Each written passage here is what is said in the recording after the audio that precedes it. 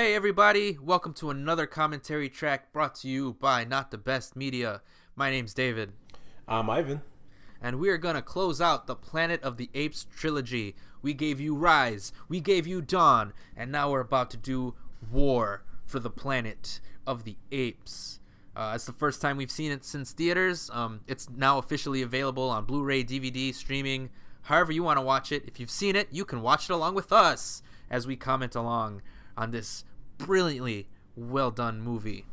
Ivan, are you all set up and ready to go? Yes, I am. All right, cool. For syncing up purposes, we're at around the a minute and 3 second mark, a minute and 1 second, depending on what version you got. Basically, we've skipped all of the credits, all of the title screens. We are at the very first frame where the movie opens up and it's a blurred out screen of the forest. All right, ready to go? Yep. All right, and we will start in 3, 2, 7, play. Awesome. Pushing close up into the forest. Exposition. So this is basically recapping everything that's happened in the first two movies with Rise. The simian flu. It's been 15 years since the first movie. Oh, okay. So now we know how long it's been. Dawn. You know, it was a good time for Rise of the Planet of the Apes to come out too, with that flu concept since like 2009. Is that when that swine flu and bird flu shit started going around everywhere? Yeah. I guess that makes sense. You know, everyone's fear. You know, the best science fiction films, I pointed this out I think before, reflect what's happening in our own society, and I think that didn't play a major factor into these movies, but still a factor nonetheless. Oh yeah, definitely. I can especially see that for the first one. Yeah. And then we're just getting all the after effects of that. War for the Planet of the Apes. I love this opening fucking shot, man. Oh, absolutely, dude. This task force just slowly creeping their way through the forest, man. It feels like a real war. Oh yeah, man. And if the listeners remember from our last episode when the movie opened, it was a scene of the monkeys kind of stalking around the forest hunting deer. And this reminds me a lot of that scene because now you have the humans stalking around the forest hunting for the monkeys or the apes. Yeah, the tables have turned. It's a great juxtaposition. In the beginning of Dawn, the apes were fighting the deer to survive, but as a means of them progressing, you know. Yeah. Hunting and gathering. That's where they're at in their society. Here, the humans are hunting the apes for their survival. Two totally different things going on, even though it's very similar imagery. We can see the apes are still on horseback. They're still wielding some guns. That's some pretty scary shit. So they're not just, you know, mindless deer running through the forest. They're still very smart and capable of defending themselves. And this also messed me up when I first saw it because you have monkey or apes on the human side. Yeah. Like helping them and like alerting them of enemies up there and stuff like that, which that always kind of freaked me out because I was like, you know, what's the story behind that? What's going on? Yeah, and we learn a little bit about that as we go on. Some of them basically are doing it out of fear. Some of them may just be doing it for personal reasons against Caesar. As we saw in the last one, different apes have different perspectives than Caesar. Koba is the prime example of that. Koba did not fundamentally agree with the way Caesar was approaching humanity. And so, you know, I'm sure there are other apes that are doing the same thing. Although these ones in particular are acting out of fear. As we see, they're treated like shit. Yeah, but they believe that the humans are going to come out on top no matter what at the end of this war. And that's that's part of war, man. You got to pick your side. What is it called when like somebody helps the enemy force? Oh, there's a term for it. You would know it better than I would. What is it called? It'll come to you as soon as this commentary is over. Oh, absolutely. I'll be real salty. I'll put it in post. Collaborators.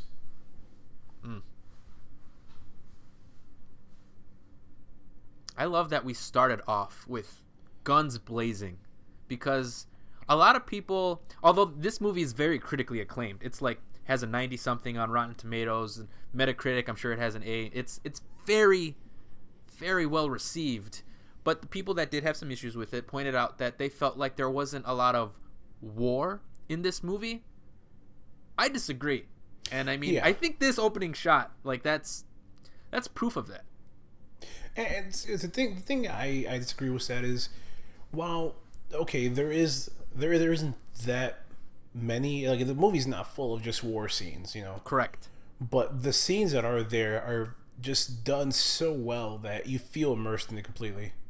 Absolutely. It's so the ending's not like this epic battle between apes versus humans. You know, it's not like at the end of The Dark Knight Rises, where it's Batman and the police force versus Bane and, you know, his goons. It's not something as epic as that, but it feels like a war on a fundamental level.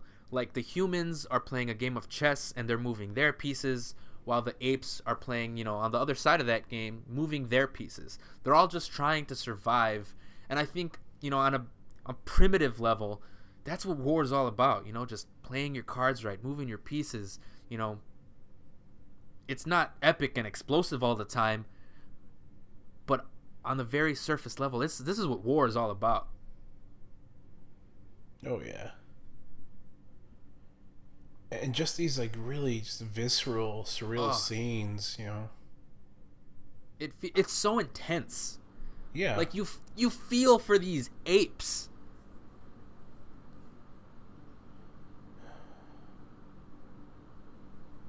Like, that's not a situation where you want to find yourself caught in.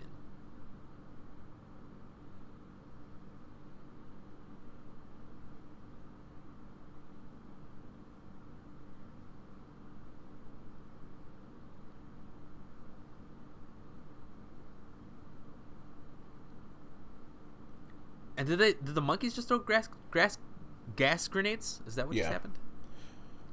I think they threw, like, just bundles of dried grass to kind of help smoke them out. That's some scary shit, man. Yeah, no, absolutely. I mean, just imagine yourself being this guy right here and just seeing, like, rain of just, like, all these spears and arrows just come down on you and your friends, you know? Oh, man, yeah.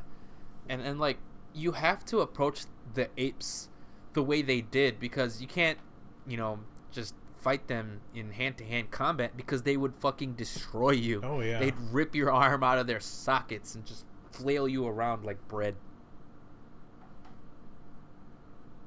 It's scary, man. Like, I could see it in the soldier's, you know, his face. He's scared out of his mind.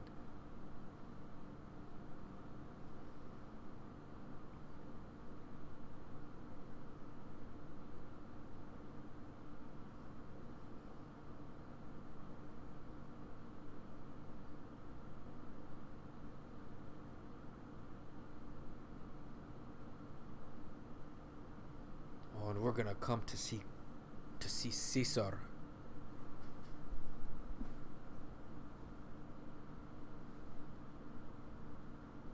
And these apes, you can see all the blood and the wounds that they have. They've been through some shit. They've seen some shit.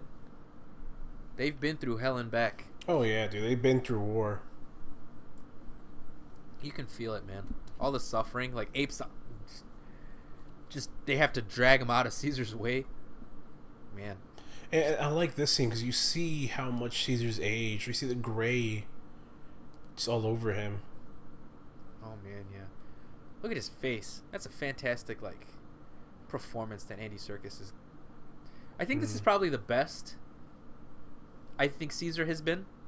I mean, we've seen him grow and arc in the other two movies, but here, he's like an old, aged Caesar, you know? Like, yeah. You can feel it in his eyes, you know? He's kind of tired of all this. He's veteran, you know? Mm-hmm. He's about to say it to these guys, you know? He didn't start this war, and he's just been fighting it the whole time. For these 15 years, you know? He's just been trying to make a good place for his own kind, and it's kind of tiring.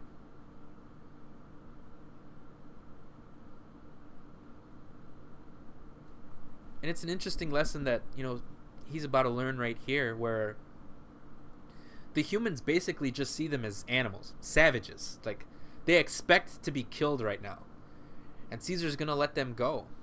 To spite them, just to prove that they're not animals. Yeah. And yet it still comes to bite him in the ass. Which, I mean, arguably you can say that the humans probably wouldn't have the same, I guess, mercy as Caesar would. Yeah, well, I mean, from the humans' perspective, like you said, man, like, they're fighting to survive. They're fighting against their own extinction. They believe the only way they can survive is if they wipe out these apes. Yeah. And I mean, when you're pushed against the wall that much, like you run out of options. Any species scared. would feel that way. No, absolutely. It's crazy.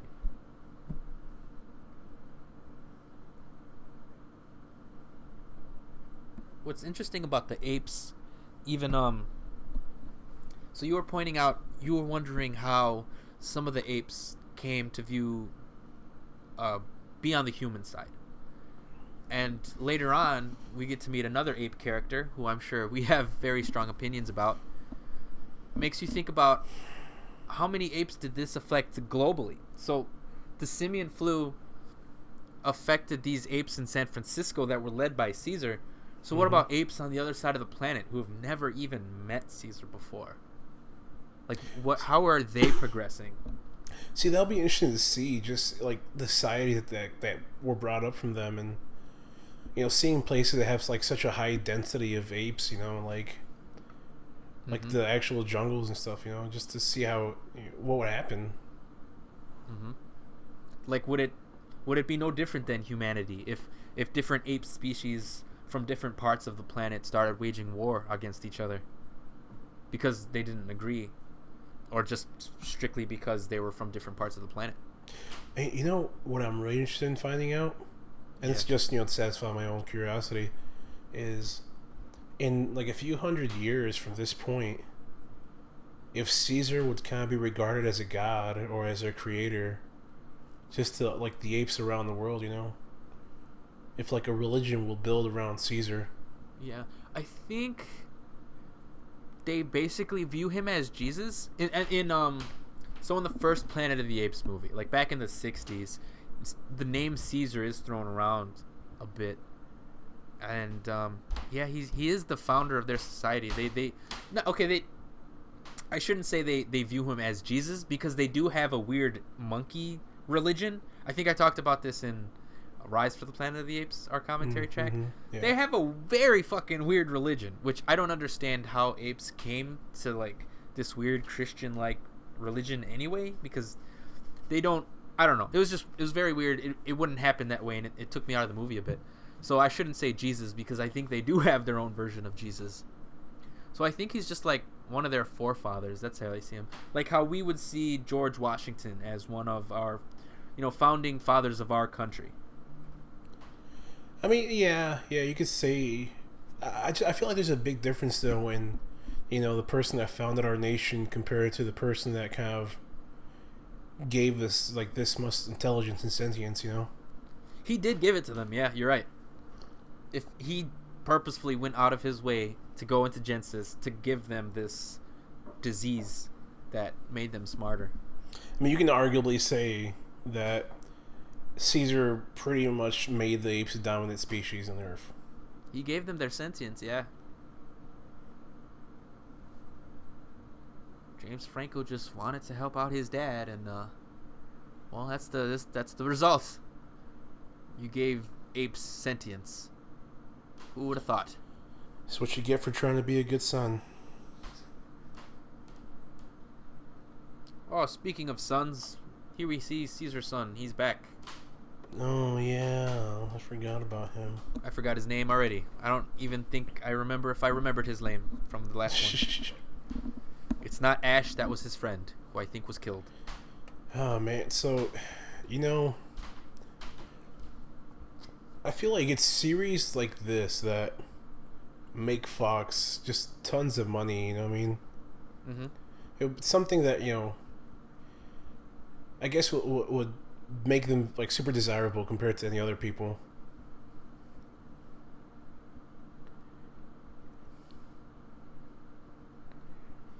If you didn't catch my subtle drift, I was trying to segue into a news article. Oh, okay. Yeah, I didn't catch your drift at all. Wow, that you went are. way over my head. I was Nope. trying to Swing and a miss, buddy. I realize you're not the one for fucking subtlety, but that's all right. People don't listen to us for subtlety; they listen to us to talk about these movies. Yeah, people don't listen to us for our clever wit, Ivan. They listen to us to complain about robots, giant robots punching each other in the Shut dick. the fuck up. We should not speak of that. What are you referring to, Ivan? So, as I'm sure you know, I believe Disney is offered or trying to buy Fox. Yes, that's a big thing. I thought we were going to save that for a while, but holy fuck. Disney's trying to buy Fox. That's a big deal. Like, that just broke today. Yeah. Like, that's nuts, man. That's insane. My very fucking first thought when this got brought to my attention was, holy shit, if this happens, could we possibly see a united Marvel universe? I think, okay, so that's what everyone's first thoughts are going for. And I think, well, let's discuss that in a bit. Because people are forgetting, like, that means they own every single Fox property. That's everything Fox, like, would ever put out. I think the main reason they want to buy Fox, I literally think the main reason they're doing it is for Star Wars. Because although Disney owns Star Wars, the rights for the first one, Star Wars A New Hope, 1977, that original film, belongs to Fox forever. Like, in perpetuity. Oh, wow. They have the rights to all the movies except for that one. And I think that's why they want it back. So they can resell and redistribute it, whatever. Release it back in theaters or sell it back on Blu-ray, whatever they want to do with it. They can't do that without Fox's permission. Or at least they have to do it in conjunction with Fox. Oh, dude, I mean, how fucking big are they getting, man? Like, they own Star Wars, they own Marvel. They have to own everything. Like, Jesus, Disney, like, chill for a second.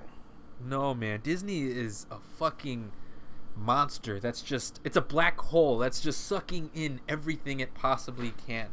And let me ask you this. Are you for or against the acquisition? I'm mixed. Because, to clarify, Disney isn't going to buy... Or at least Disney doesn't intend to buy all of Fox and all of Fox's properties. What it's specifically aiming at is to buy 20th Century Fox, the movie studio, as well as Fox, their television station, whatever their TV rights. So that means Family Guy. That means American Dad.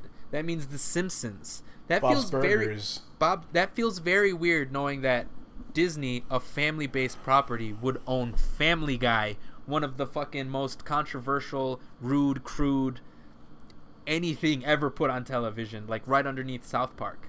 That's really weird to me. And I want to clarify that because that means I forget who owns ESPN. I forget that's Disney. Fox has Fox Sports and Fox News.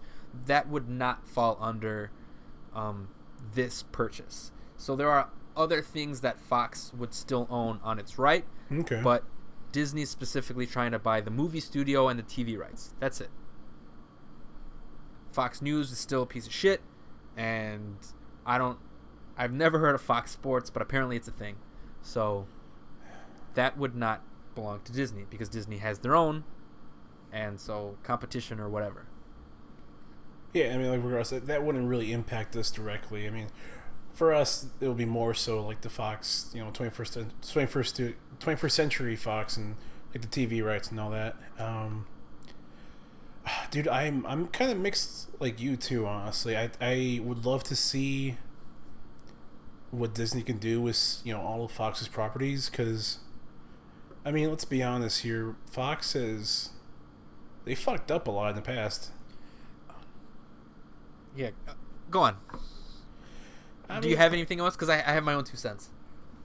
I mean, I don't know, man. I for me, it's more so just I would love to see, like, finally a united Marvel where, they don't have to refer to, they don't have to basically avoid certain lore because they don't own the rights to it. Yeah, that's where everyone's going with this story. Everyone, Marvel shared universe, yay! X-Men in the MCU, finally. I don't know how I feel about that, and only because you said it before, Fox has fucked up a lot, and I mean a lot. They I don't want to say they suck because I can't, because Fox this year has released my 2 favorite movies of the entire year. Top 2 films of the entire year. Logan and this movie that we're watching, War for the Planet of the Apes. I don't think Disney would have ever made a Logan film.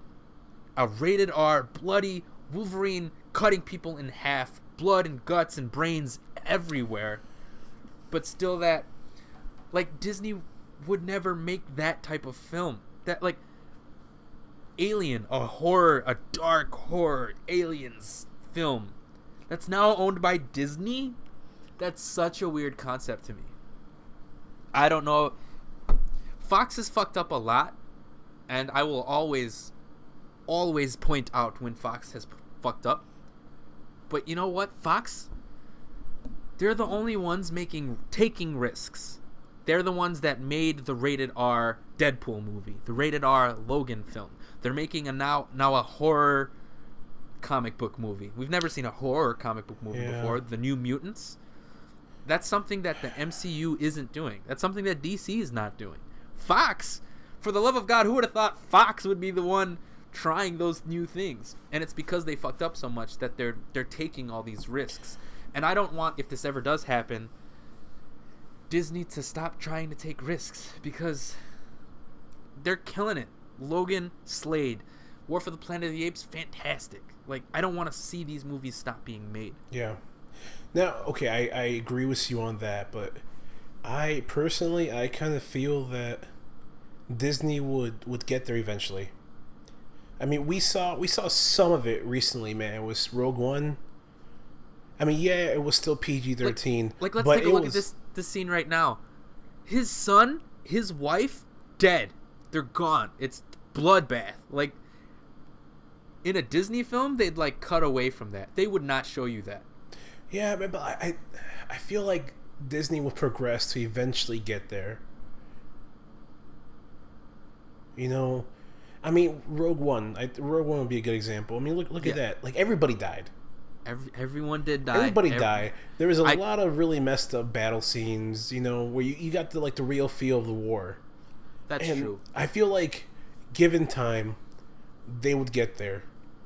And especially owning, some of Fox's properties, they'll have more of an incentive to kind of push the limits, push the boundaries, and kind of, be that nitty-gritty style that people are wanting. It's obvious that people want that style based off, like you said, Logan, Deadpool, this. The numbers reflect that, yeah. And, I think Disney, at the end of the day, they're all about making money. True. I guess it helps that they would be buying Fox as long as Fox still exists. I don't want to see them buy Fox and then they just keep making Disney movies. So as long as Fox exists as its own entity that just so happens to be owned by Disney. You know what I mean? Yeah, see, okay, that was actually my next question how is this purchase going to happen? Is it going to be where Disney buys Fox and they just kind of assimilate all of Fox, and it's like, hey, fuck you, we're in charge of every single thing you do? Or if it's going to be more like, hey, we bought you, we have all your rights and you have access to our rights too, just kind of keep doing your own thing but don't go too fucking crazy. Yeah, I think that'll be the key in determining, every issue that I just ranted about depends on what happens to Fox as a movie studio. Will it be assimilated like you said, or will it just kind of be its own studio that happens to be owned by Disney? Yeah. And I don't think that's clear at this point. Yeah, it's really not, dude. Like I said, this just broke today. Nothing's set in stone either. It's not like this purchase has been confirmed or anything. Um, and like you said, honestly, I would definitely prefer for them to kind of still have some autonomy Absolutely. and just be able to do their own thing, but just for both sides to have access to that catalog, I think would just open up a ton of doors. I hope so, because I don't want to see movies become generic and bland. I mean, we ranted about Regal Cinemas last year that we need to find ways to keep movie-going audiences in theaters, and you don't do that by making the same kind of movies. Mm-hmm. You take risks, you take chances, and you make different kinds of films.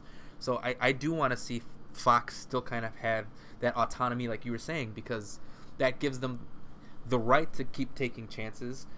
But then they have to just go to Disney and be like, can we take these chances? And I think that'll be a good thing. I think in regards to the MCU now, since that's where everyone wants to go, that's where you want it to go, how does that work? Do they take the existing X-Men lore and then assimilate that into the MCU? Or do they reboot the X-Men and in Phase 4 they kind of just reboot everything? Here's a new Wolverine that has nothing to do with Logan. It's a new universe now. Okay. What is that? What happens now to their new movies that they're trying to do with New Mutants, with Deadpool? Where do those go? See, okay. Here's my issue with kind of that as well, is that one, the MCU is too far gone to even have this be a factor right now. Like, this was, like you said, had to be like Phase 4 or even maybe like later on, like Phase 5 or something. Yeah, it's just too far gone at this point. Introducing them will just ruin everything, and it'll just be bad. I think they'll reboot them. I mean, Fox has never been afraid to reboot a series. that's true. And then just I think they can do a lot more by rebooting it, just having everybody else come into play. But then, so do they stop with Deadpool? Do they stop with New Mutants? What if New Mutants is a smash success and you love it and you love all the characters, and then that was just it, one and done? They got to redo everything. I mean, okay, let's take this seriously or think about this for a second. Let's say this purchase does come through. Yeah. It's not going to happen for at least a year or two. There's going to be a lot of litigation, a lot of contract work, a lot of just kinks to work out. Yeah. So let's give it a timeline of 2 years to be conservative. Okay. I'm just pulling that number out of my ass too, guys. Just don't. Yeah. Hypothetically, let's just hypothetically 2 years. On top of that, they're not going to start right off the bat either. It's not going to be like, hey, we own this, let's go right now. No, I feel like they'll give it like a year or two to kind of flesh out ideas, work it into the MCU, even if they do work it into the MCU. And just kind of have it, have something start from there, and then that'll go into production, and then, we'll start seeing stuff come out. The other thing that I was kind of thinking of, they might just make a second MCU. I don't think they do that. You don't think so? I'm wondering if it's possible. What do you think about this? If they continue with the current X-Men timeline, so you continue to make your Deadpools and you continue to make your New Mutants, but concurrently you have an X-Men universe within the MCU. So, spoilers if you haven't seen Logan, but Wolverine is dead. So you don't have Wolverine in the Fox current X-Men timeline. Can you then reboot Wolverine in the MCU and slowly start seeing characters like Storm, Cyclops, since they're dead past Logan, in the MCU as completely rebooted characters, and then continue on with the Fox universe with your Deadpool and your New Mutants? Is that possible? Would that confuse audiences too much, having two different X-Men universes going on at the same time? I want to say yeah, it would. Personally, I really want to say that it would confuse people and it just wouldn't be a good move overall. The more I think about this, honestly, the more I feel like the best move would to just kind of keep things separated. Yeah. But just bring the Fantastic Four into the MCU. Fox does not know how to handle Fantastic Four. Bring that into the MCU. No questions. Yeah, dude, that's... They tried like 3 times. And each time it was a... just as bad as a DC movie. Pile of dog shit. We have some DC news. We'll get to that later. I think... I mean, it's interesting to point. So, all the articles about this Disney purchase have stated that this has been like an on-again, off-again type of deal. Nothing is set in stone at all, but every now and again, there would be talks between Disney and Fox about this whole thing. I've even read that the reason why this news dropped, or that it was leaked from whoever's reporting it, because I do not know the official source of who exactly reported the story, but it's possible that the story itself was a means of getting people talking about it to see if people like this idea or not. And then Fox can go, you know what? People aren't really digging it. Maybe we should just cut this off. Or if people are positively responding to it, Disney can be like, you see, like, people do want test. This. Mm-hmm. Yeah, it's kind of saying, okay, we're talking about this. Let's get our, feet wet. See how people would react now that, let's see how they react to it. Yeah. Do you think that's possible? That's what they've been doing? I wouldn't doubt it. I wouldn't put it past them, but I don't know. This just seems way too big to kind of have that happen. Well, I mean that would mean they would have been having this discussion for like the past few months, if not years, without us knowing about it. Yeah, this isn't just like 2 executives, one from fucking Disney, one from Fox, going out for lunch and like, hey, you guys want to buy us?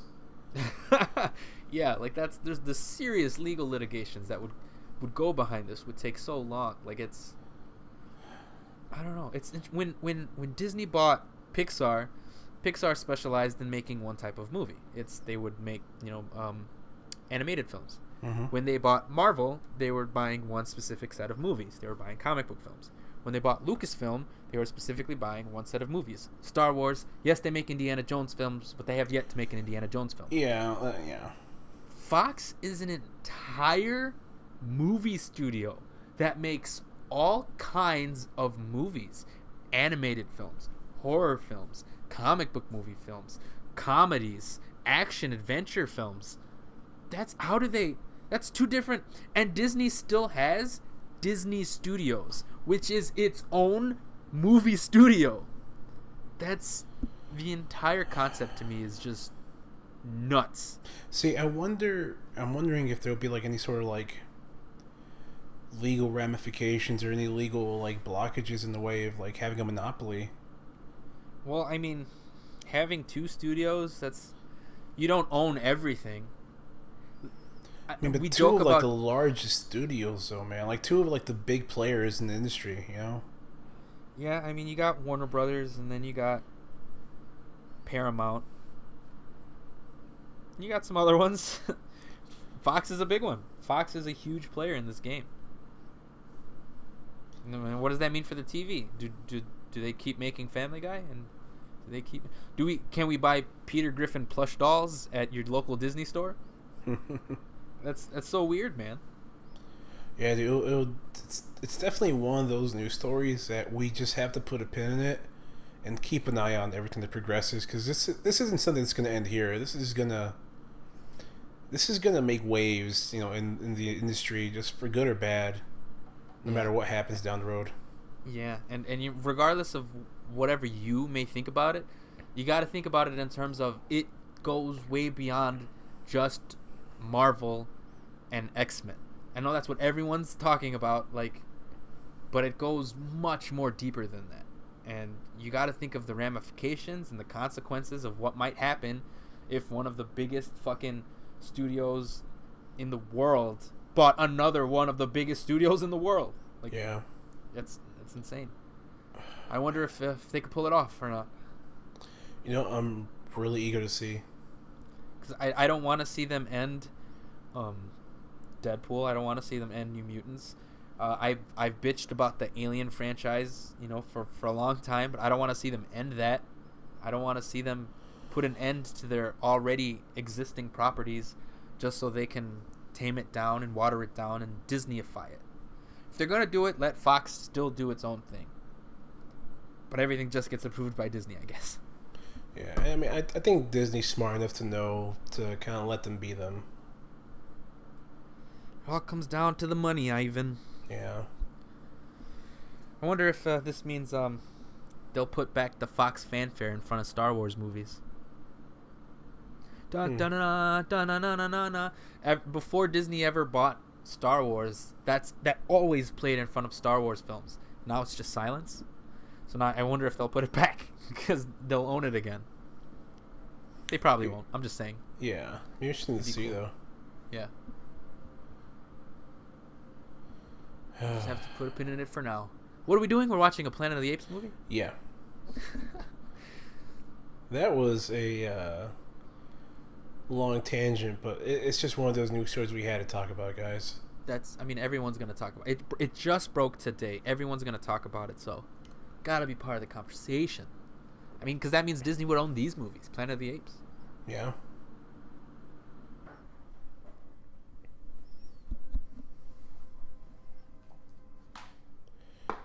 Alright, so what's going on here, David? So, I forget his name because we weren't paying attention. I think it's Winter, the albino gorilla. Basically is admitting that he sold out Caesar and his ape colony because he was afraid of Woody Harrelson and the soldiers. Like we discussed earlier, and I'm glad we discussed this earlier so we don't have to backtrack. The apes that do join the humans, a lot of them do it out of fear. And Winter just ended up doing that out of fear. So now Caesar is pissed off because it cost him and his wife and his son, it cost their lives. So now Winter's about to pay the ultimate price.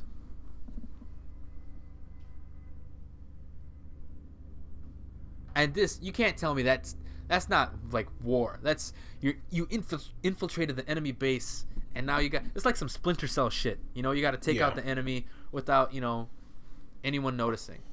Just the pain that Caesar has in his face is brilliant. Also, they found a little camp that had some guy and a little girl there, and they killed the guy, and they took the little girl and are kind of like raising her, I guess. Yeah, that's a cool tie to the original Planet of the Apes. That girl, she's in it. I forget her name. I think it's Nova. I think they haven't even given it to her yet. It's good. It's not only is it a good Easter egg, but it's a good story device because she's a good foundation to the rest of this movie. She gives it some good heart. Yeah. Her character. We don't really know what's wrong with her yet because she's mute. But that aspect of her. Yeah.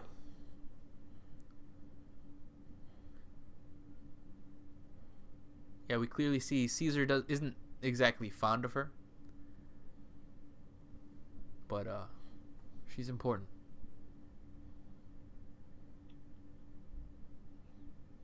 Just look at that. You can see the fire in his eyes, literally.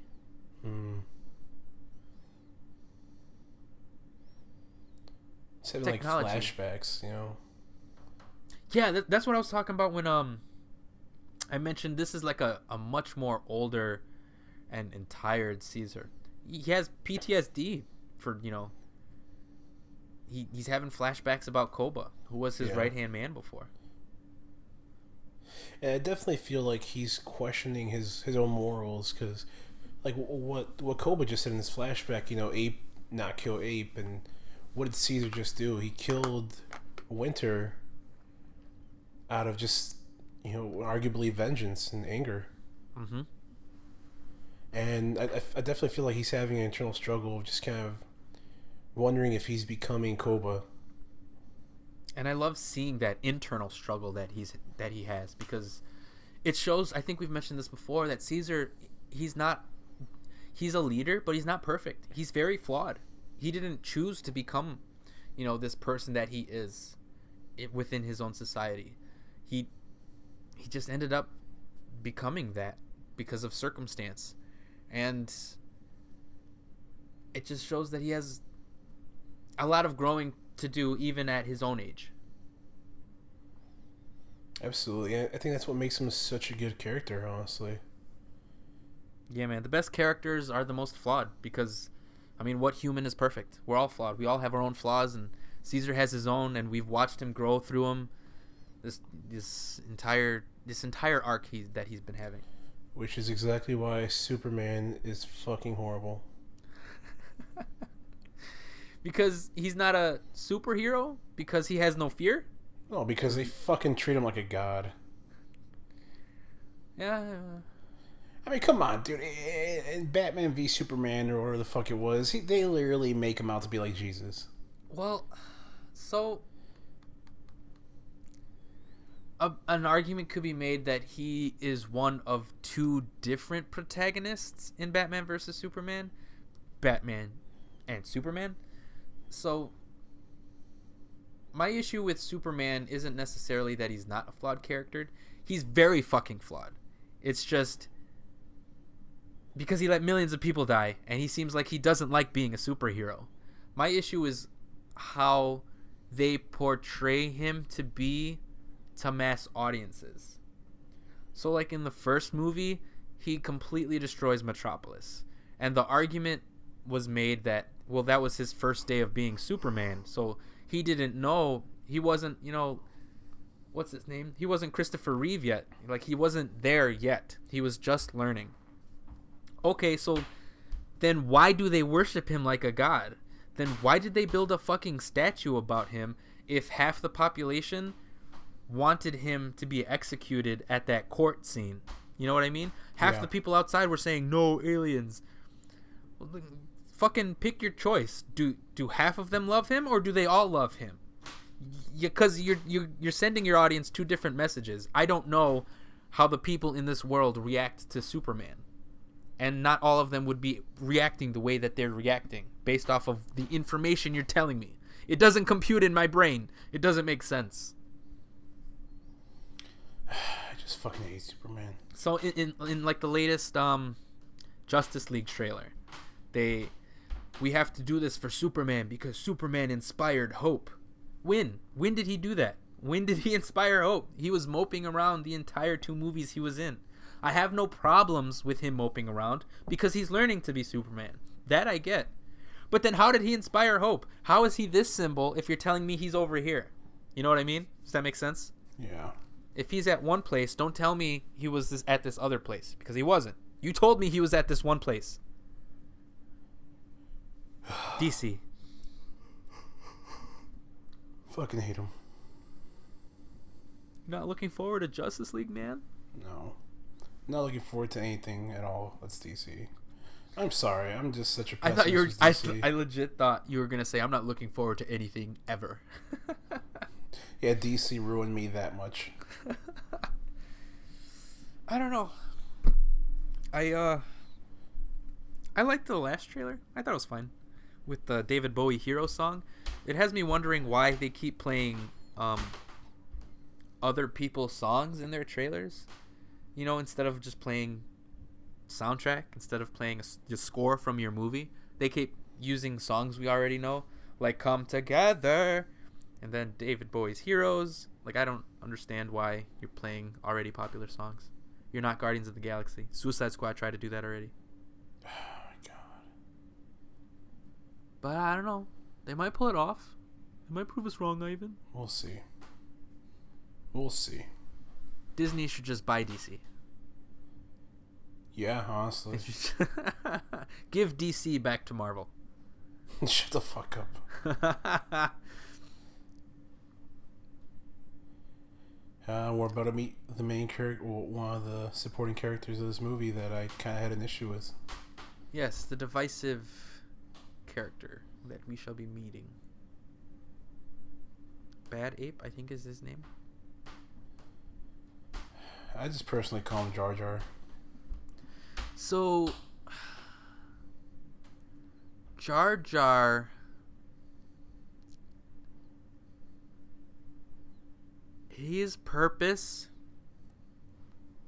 is to annoy the fuck out of the audience. Bad Ape, I can see where they were going with Bad Ape. I'll say that. I can see what they were trying to do with him.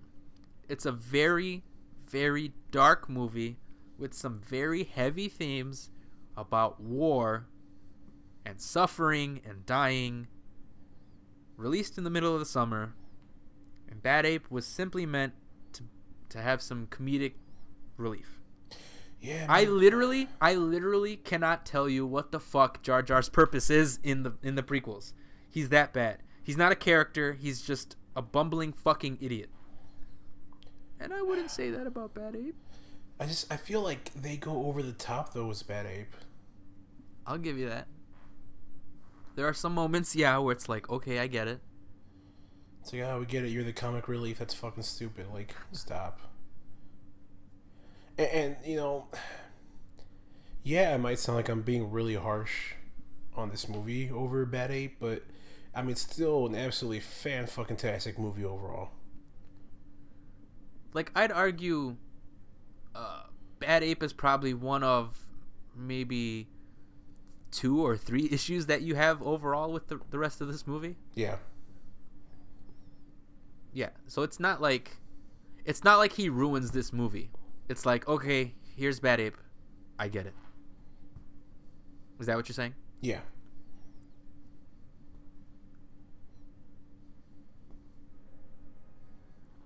He does kind of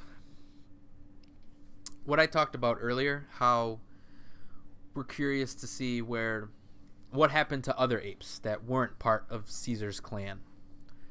Bad Ape represents that. It makes sense that in tone he's different than the rest of these apes. He's not driven by war. He was off in a zoo, I think. He was doing his own thing. It makes sense he has his own unique personality. And you know, going back to that conversation we were having, I feel like Caesar's clan is like very special in the sense that Caesar was raised by a human and, you know, taught how to read and write and just kind of, you know, learned at a young age like the value of knowledge.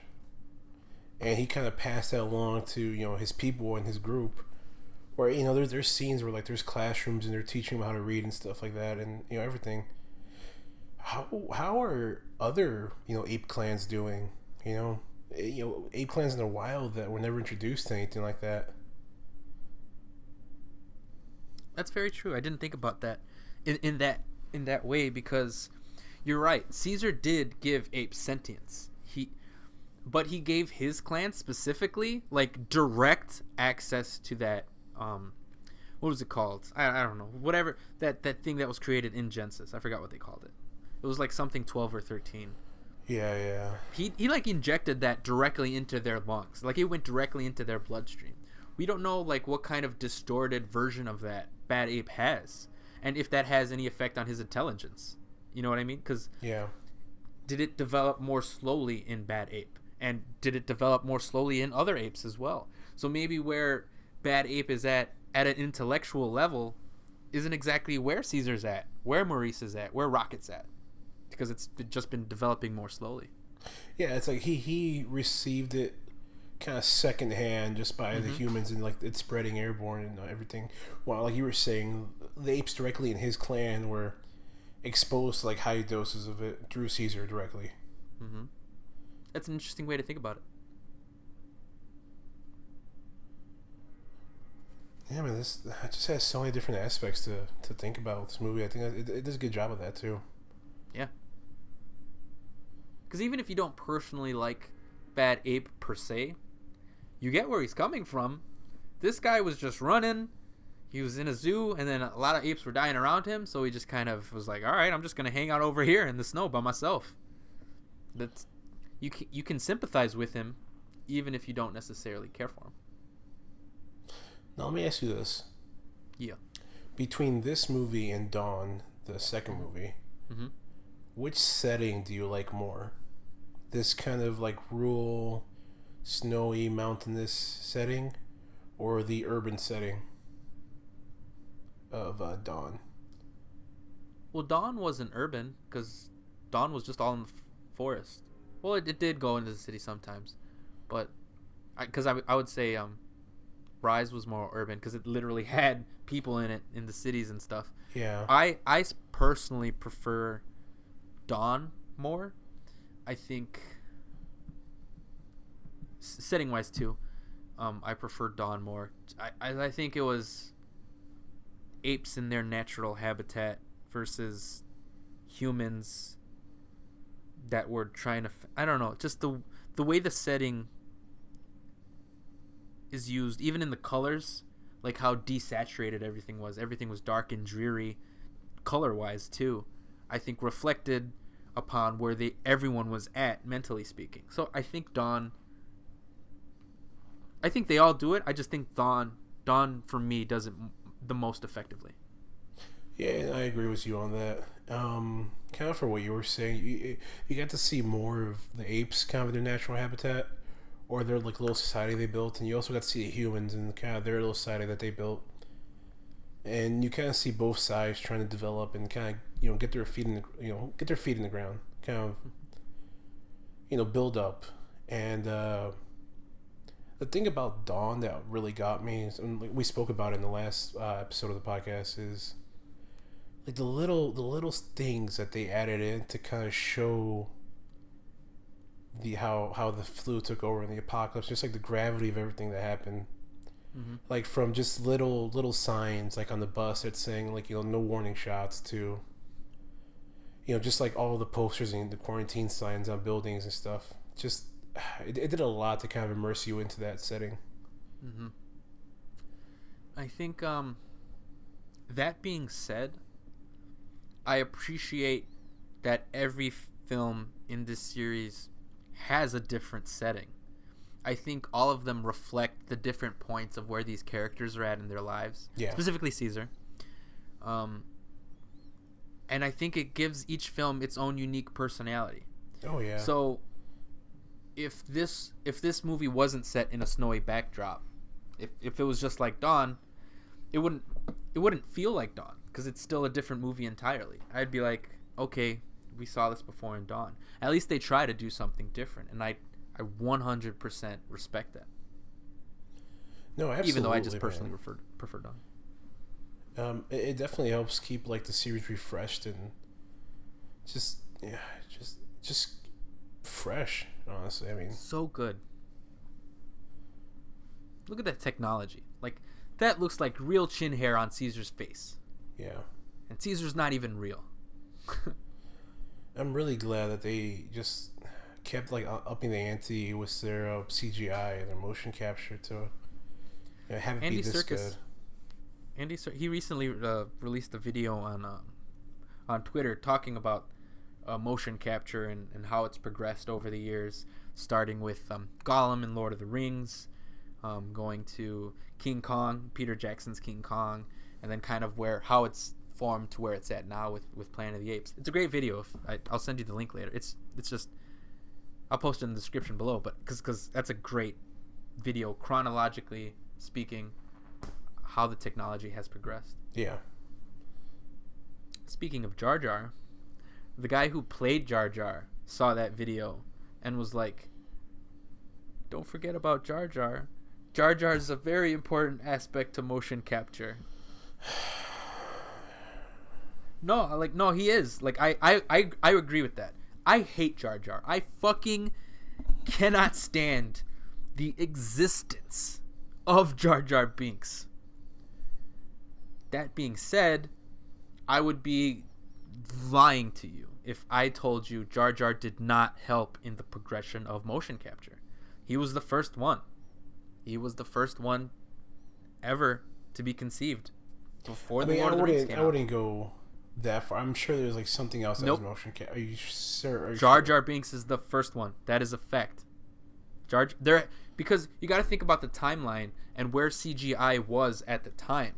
The first film ever to use CGI was, I think, The Abyss, which was a James Cameron film back in 91. The only reason why CGI exploded was because of Jurassic Park in 1993, and the dinosaurs and how fucking realistic that looked. CGI started to progress, and so George Lucas was like, yep, I'm going to make those Star Wars prequels, and I'm going to make a completely CG character, Jar Jar. And the actor who plays him, Ahmed Best, was like, okay, you want to be completely CGI, that's cool. I should still be there so that the actors have something to bounce off to. And he was there every day on set in a suit playing Jar Jar, even though he was completely CGI. So, technically speaking, absolutely 100% yes, Jar Jar Binks has a place as the first character in a motion capture performance. I don't know, man. I feel like there must have been like a game or something that used motion capture before. Think about where video games were at in the 90s. We were still playing like Tetris and Atari and Nintendo. No, okay, Atari, Like- chill. Not Atari. Okay, you get my point though. Yeah, Video game. yeah. We didn't have Xbox yet. We might have had PlayStation, but not 99. No way. And if it was filmed in 98, no way, man. All right, I see your point. I concede.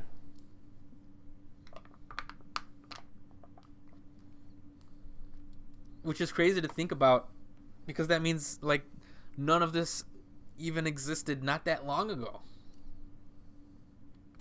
Where video games are at now didn't exist a couple years ago. It's just crazy to see how technology advances at all in any field. Oh, absolutely.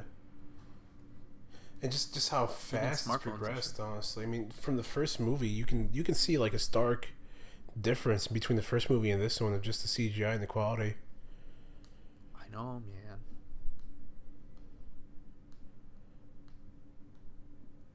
man. They almost look like real living apes that are just there.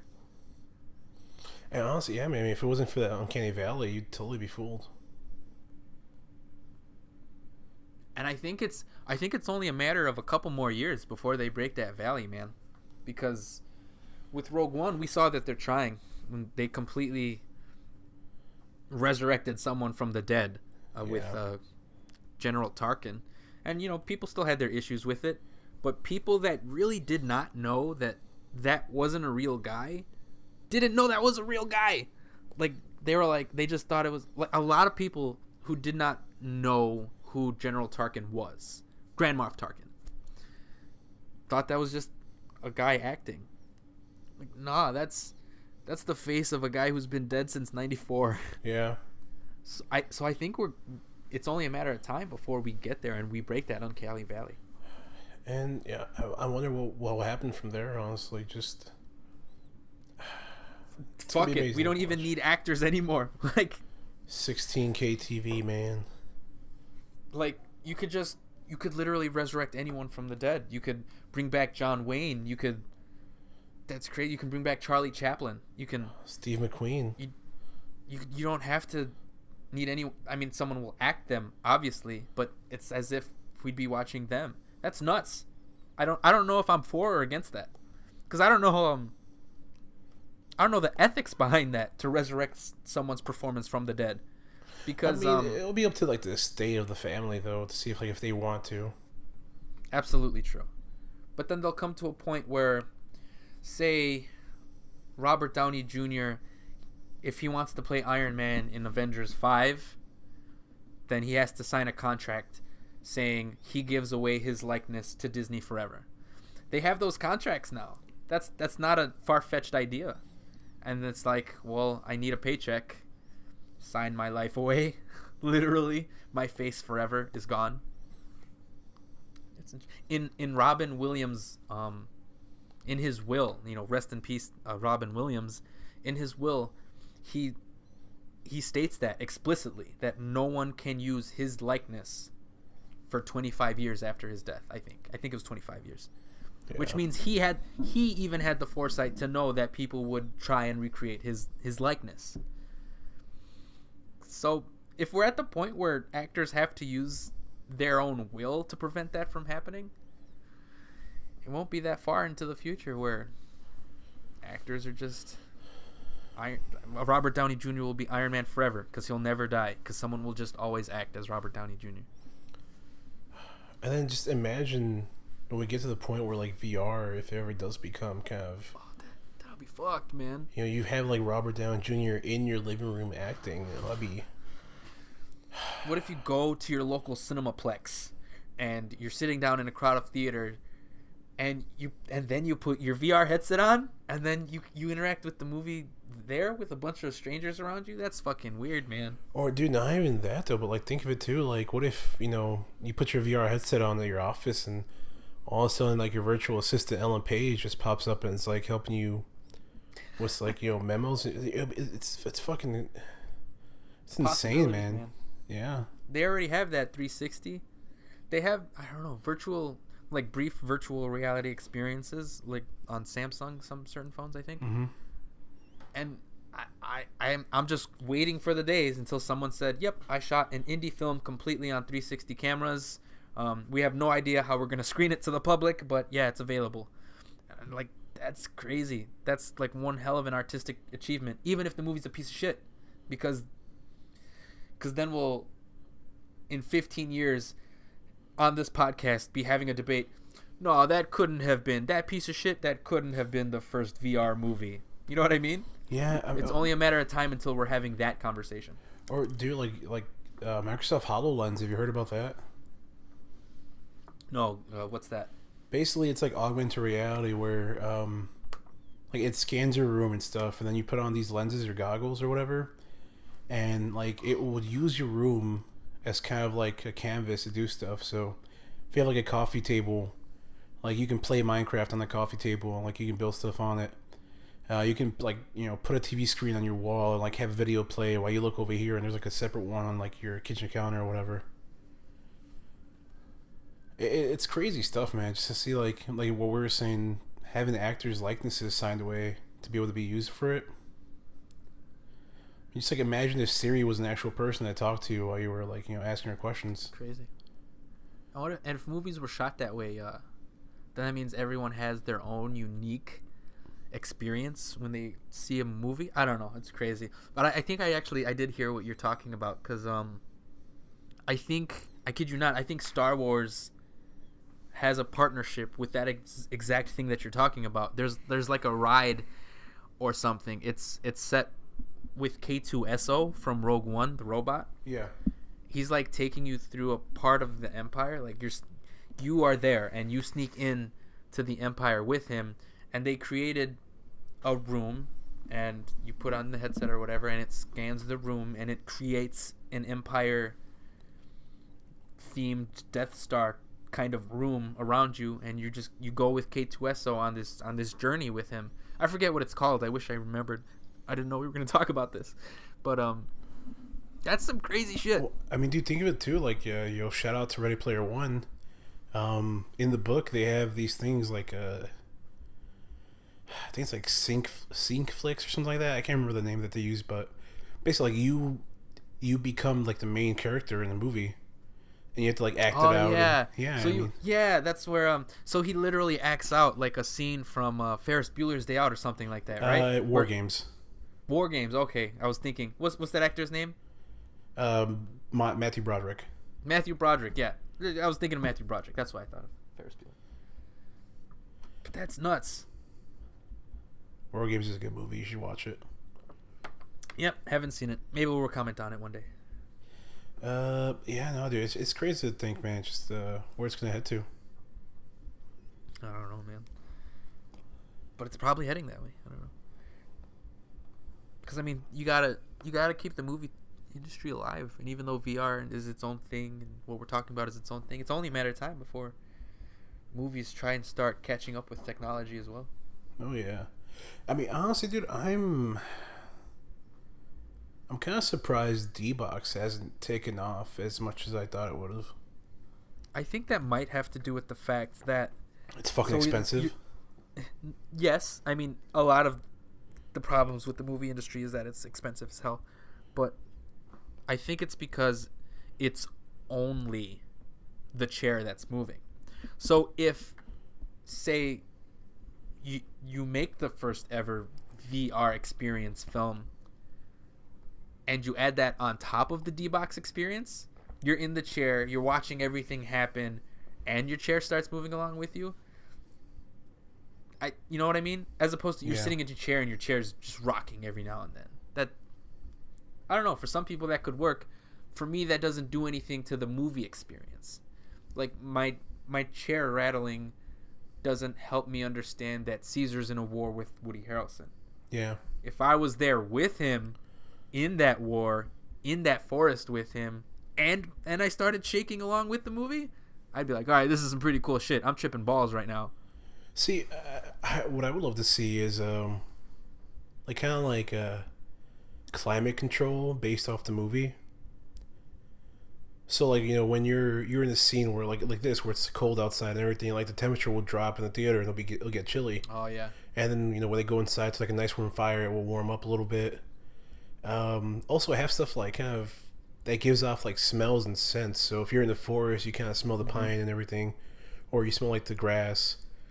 4D. You know, if you feel like by something that's burning, you can smell like you can smell the burning and everything. That's a lot. Like that's gonna be expensive because then you need to have someone there to like spray those scents at certain times and shit. But I mean, with VR, I can totally see that. Like 100%. See, I think if that because were ever the come, 4D is a thing. It does exist, but it's more gimmicky. Yeah. And once it becomes natural to the VR experience and it's less gimmicky, then I could see that. You know what I mean? Yeah. Movie ends 2 hours. You take off your thing. You're like, oh fuck! I'm sitting in a room with a bunch of strangers. I forgot. That's weird. Like that. Then that's when I want to see it. I think if it does happen, at least for the first few years, for sure, it would kind of be more of like a movie theater boutique where it's like very small space, limited amount of chairs you can get into, and kind of have to order in advance by far. I don't know, man. Yeah, it does help. I mean, I don't know. Brave New World. I do think it could help because even on the climate idea, the first time I saw Titanic, I hadn't seen Titanic for a long time. Like everyone has seen Titanic. I saw it when it was released in 3D back in 2012 for the very first time. And I wasn't prepared for the weather on that day. I think it was a breezy day in spring, and I was just cold. And so when I was in the Cinemaplex, and they usually keep the AC on, and I was even colder. And so when the scene came on where everyone's drowning and on the ice, I felt like I was really cold. I was like, I'm really cold. I relate to what these people are feeling. Like, I want to put on a sweater, but I know they're dying from sub-zero temperatures, so I don't have to be a bitch. So I mean, yeah, there's some logical reasoning behind why that could work. Yeah, man, it's a crazy idea.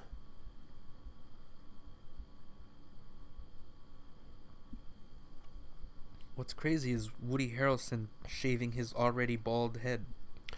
Yeah, see, I kind of like this part 'cause you kind of get hints and little bits and pieces here and there of kind of like the fact that these guys are almost like religious zealots. But sure, at this point, you definitely get like a full view of it, where there's some sort of like heavy religious overtones going on in this military outfit. Oh yeah, okay, I totally see what you're saying. They're just they're extremists. Yeah.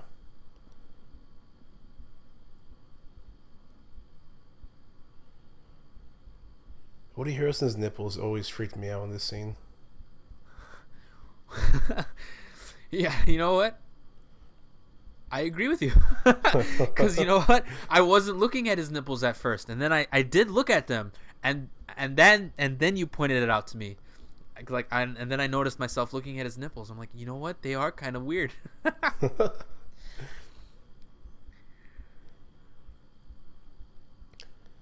Alright, we have the apes being used as slave labor to kind of fortify their base.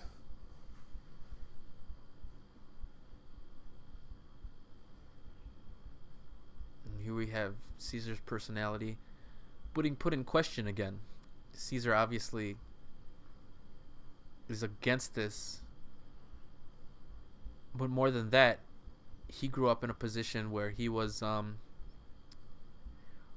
could argue he grew up in privilege and saw that apes were essentially slaves or pets. Never to this degree, but here we just see it in its extremist form. Like you said, these guys are religious zealots, they're extremists, they're radicals, and so Caesar's now put in a position. He finds himself back in the first movie when he was in the with Malfoy. I forget his name. This is just a very extreme version of that. See, there's something else that happened right now that I fucking love about this movie too. I just love about Caesar's character is he just asked. I think that's his wife right next to him that was working. He asked her. No, his wife died. That's his son's girlfriend. Yeah. Okay. Yeah. He's asking his son's girlfriend like, oh yeah, his wife did die. Why do they need to build a wall? He asked her why do they need to build a wall, and then he looks around. And he sees like SAM sites, surface to air missiles, and he's connecting the dots in his head like they're not getting ready to fight apes. They're gonna get ready to fight each other. Mm-hmm.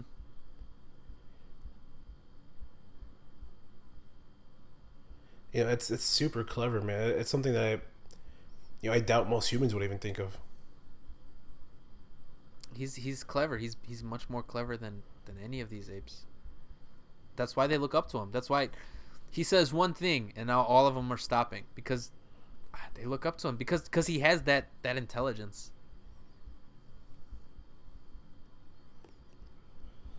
So let me ask you this. It gets a little heavy-handed. Yeah. But I mean, yeah, I like it. Do you think the apes and the humans could have coexisted?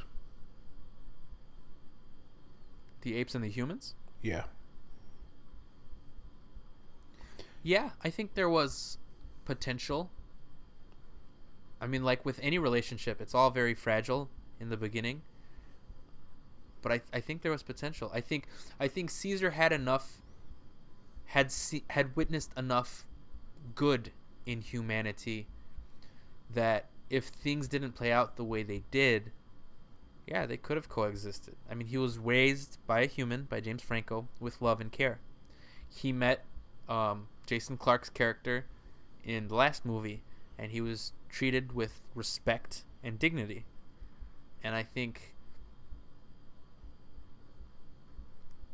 if humanity wasn't so hell-bent on always trying to fight and always trying to cause war, yeah, then there absolutely would have been potential for it. It could have happened. But life, isn't so easy, Ivan. Yeah. I don't think so. You don't think so at all? There was no chance? No. Why not? Us. Yeah, us. You know what? I totally didn't see that. I didn't see where you were going with that. I fell right for your trap because I'm totally looking this at Caesar's perspective, and I forgot it's a movie about Caesar, but it's a movie about us, and we as a species suck. Yeah, honestly, 100%. Dude, us having to face that there's another sentient species on Earth that's a rival, we wouldn't allow it. Yeah, I think we talked about that like on our Dawn commentary, where like if we find out tomorrow that dolphins became sentient, we would automatically cause a war with dolphins, and there would be no more open waters. We would start laying claim to waters. Dude, fuck yeah! We would discover what the fuck is down there. Yeah, the 90% of Earth that is yet to be discovered, we'd discover that in a heartbeat. And especially right now, with like us being against or in this movie, like having our back against the wall so badly, and arguably like blaming the apes, the simian flu,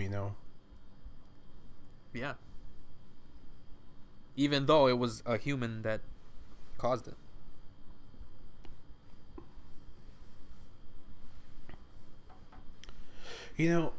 I love this universe that they created with this trilogy of movies, and I kind of wish There was almost like a World War Z type of companion novel. Which have you ever read World War Z, the actual book? Novel. Yeah. Yeah. And you know how it's like I was little about novellas. to say that movie's okay, Ivan. You give it too much credit. Like, have you ever read the novel? What happened? Have you ever read the novel? Have I read it? Yeah. Yeah, that's a great fucking book. Yeah. It's like Band of Brothers if it were a book about zombies. Yeah, and just like all the little stories that like are told from different perspectives, where it's not just a story about like the zombie war; it's a story about humanity going through the zombie war. And dude, I think I would love to kind of see something similar, just kind of like the stories behind the human ape war and like the degrade of the humanity through the outbreak. I forget if it was for the marketing of this film or if it was the marketing for Dawn. They made a couple of short films just like that, like when the outbreak was first starting with the simian flu. They were very short shorts, like they were 2 minutes, if that, in length. But they do exist. It'll be interesting to see if I could find them on YouTube or something. Because a question I was going to pose to you more towards the end of the movie, but I guess we can talk about it now, is where do they go from here? That is a good question. Like, do we just let it be and have the original Ape series kind of take over the lore from here? Do we redo it and kind of have a new series? I don't know, man. I would kind of like to see a reboot of the original series where it kind of like picks up 100 years after whatever it is. Yep. Kind of like what's the Space Crew, how because they have hints here and there of the Space Crew that got lost out there. And I definitely think they were kind of setting it up for that.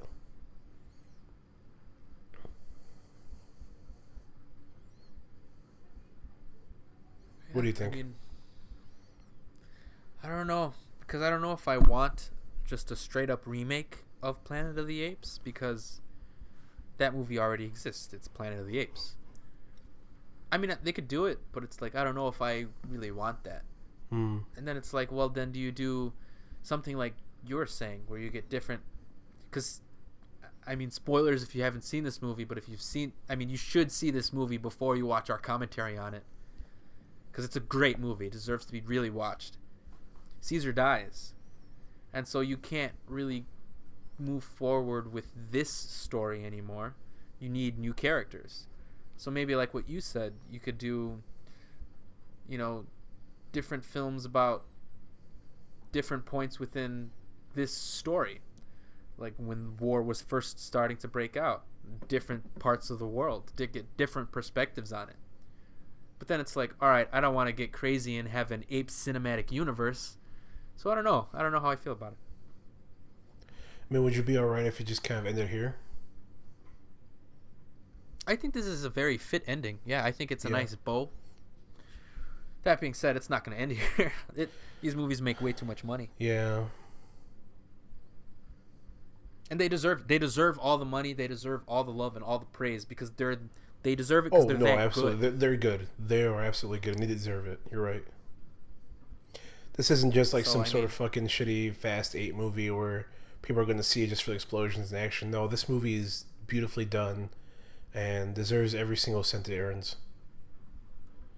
Yeah, so I guess I have enough faith in the people behind this franchise that I'll just watch whatever they put out as a future installment. And I think you're probably in the same boat as me. Cause absolutely. We expected this franchise to be shit. We did not expect it to be one of our favorite trilogies of all time. So it's like, all right, they want to make a remake of the first one? Do it. I'll be there opening night. Yeah, seriously. I'll fucking reserve my tickets, Be there fucking, Thursday night, fucking, 10 o'clock at night, I'll definitely go without hesitation. Yeah, I think that's, I guess, whatever you want to do. Yeah, because, it's definitely, they've earned our trust, I would say. They most definitely earn our trust. Absolutely. And to get back to the movie for a bit.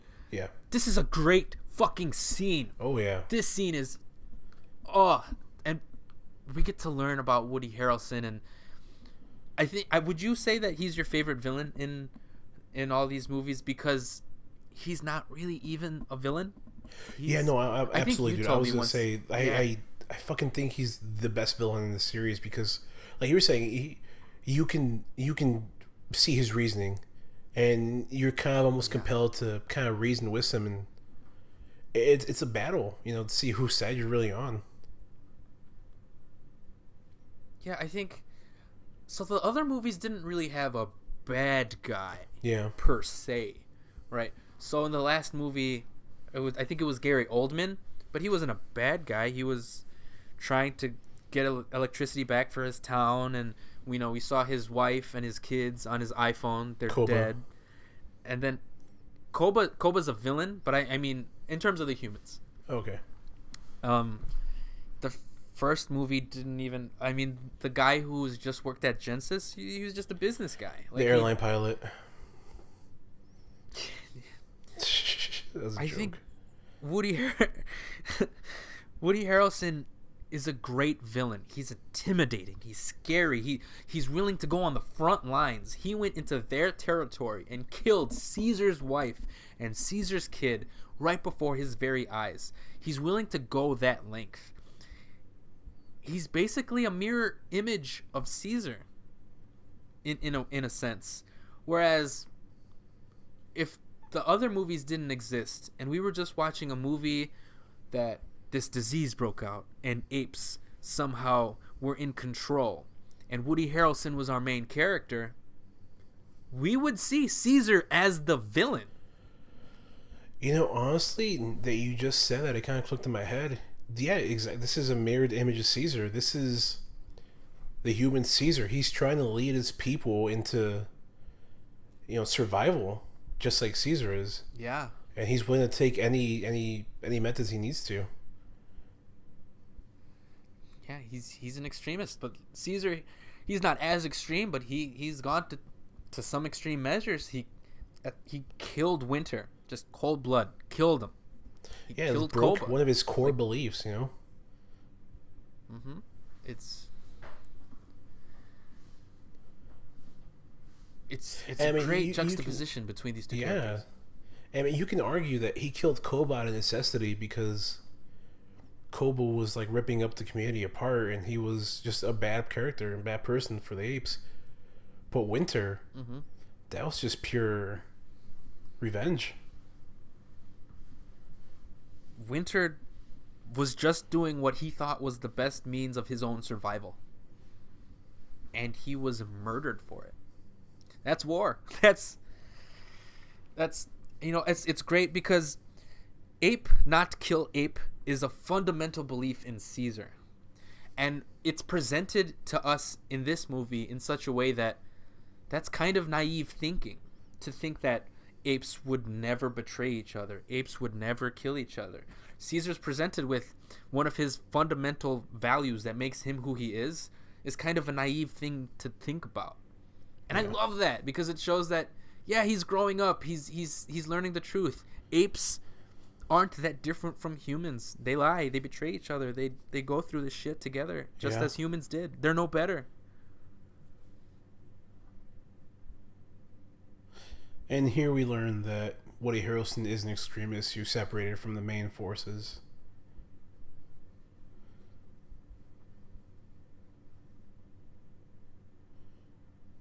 Which is an interesting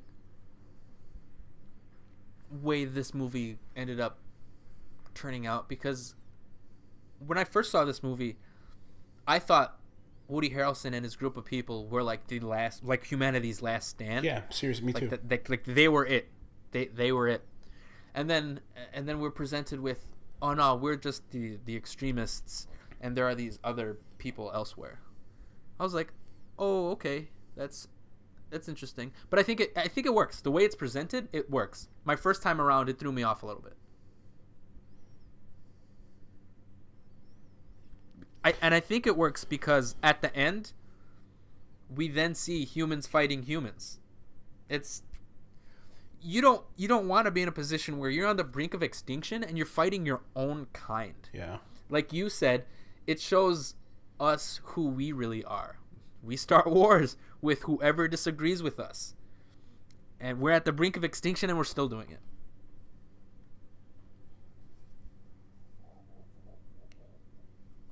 Crazy shit to think about, man.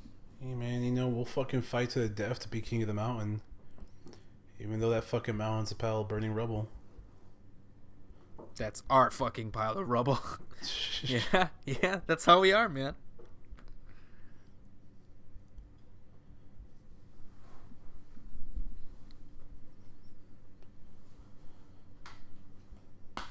I did kind of have a gripe with how the movie ends, in a sense. In which sense? How the humans are dealt with. You mean in the fact that you love humanity and you love rooting for humanity, and yet we tried our best and we still died out? No, in the sense that, like, there's this big epic battle, and then, the non-extremist forces came out on top, and all of a sudden it doesn't matter anyway. Okay. Like, I don't want to get too far into spoilers. Like it was inconsequential, you're saying. Yeah. Like no matter who came out on top on that battle, it didn't matter anyway. It didn't matter. You're right. Because of what was it, like an avalanche, I think? Yeah. Yeah, you're right. It made me so angry because it's like, yeah, hey, we won, we beat the extremists, we have all the weapons in the mountain, because that's what they're saying. The mountain's full of weapons that could be used to kind of kill the apes and finally restore like our position on top of the food chain. But nope, there's a fucking avalanche, kills all the soldiers. Yep, it was all humanity's last fucking defense is wiped away by some fucking snow. Nature, bro. Nature comes out on top. No, I see that. Here, I think, is where I started not issue, but like where I started feeling as if the movie's getting a bit too heavy-handed. This was, okay, Caesar is Jesus. He's nailed to his cross. I get it. Yeah. Like this, yeah, he's a symbol. They can't kill him because then he'd be a martyr. I get it, and it's done on purpose because Matt Reeves, the director, he even stated he designed this movie to be that way, so that Caesar would kind of be this symbol that's ape Moses or ape Jesus. And I think it comes across that way even without him literally being hung out like he's on a cross. I didn't need that visual.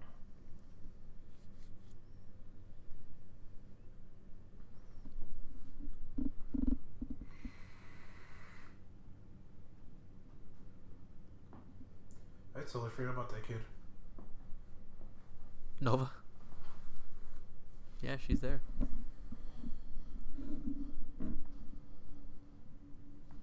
Ape apocalypse. they maybe they made Bad Ape a little more childlike too, since Nova doesn't speak. Because Nova can't communicate. Yeah. And her silence kind of makes her feel more wiser than she probably is. You know what I mean? Like, yeah. That stoic presence. She can't communicate, so we project intelligence and heart into her. I think Bad Ape is a good contrast to that, because he is more intelligent, yet he acts less intelligent and more childlike. I don't know. Interesting thought.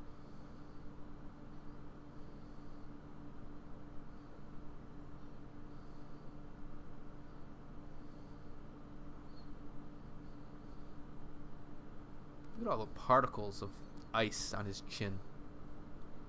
And just the smallest details. Just so finely created, crafted.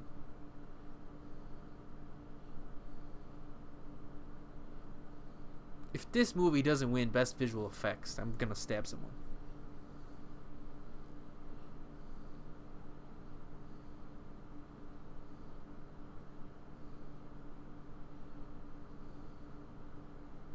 Koba.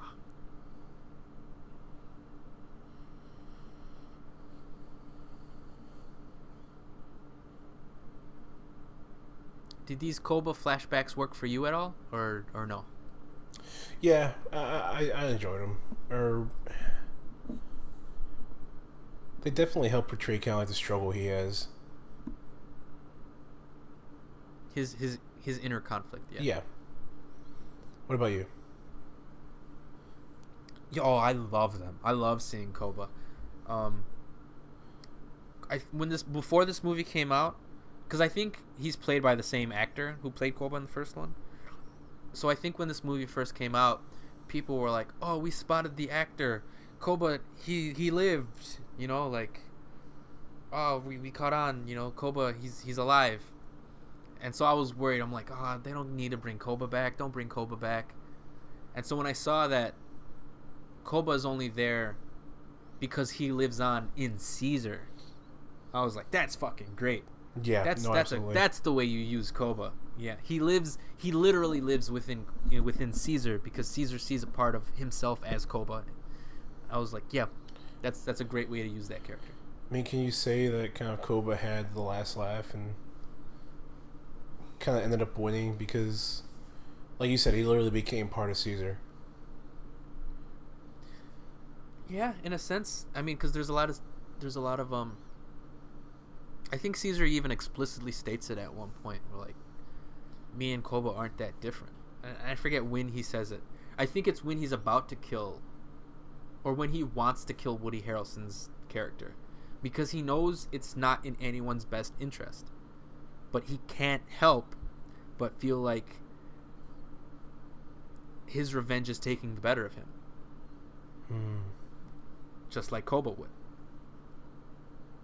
So it's a great use of the character. It's a great way to express Caesar's inner conflict. It's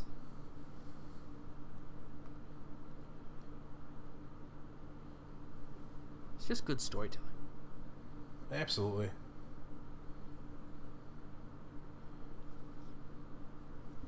But come on, no one sees Nova right now. This is a military base we're talking about, filled with apes. And the child's just walking around all nonchalantly.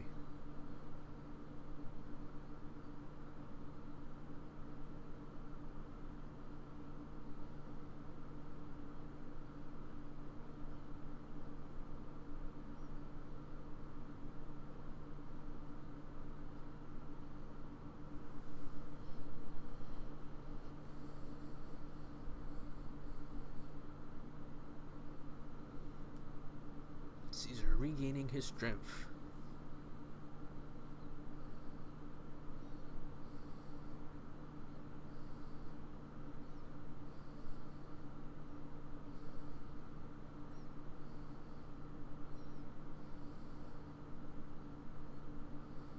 Oh, Nova. Yeah, definitely this scene. Yeah, she gives the movie a lot of heart.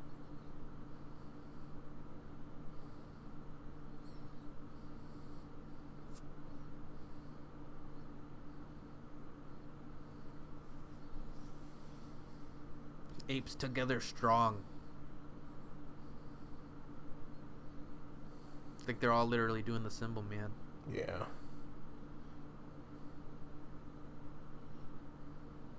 Just a great image.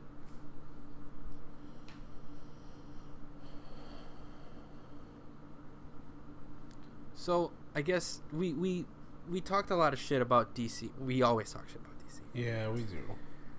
So Matt Reeves, this guy, this director, is supposed to direct the Batman.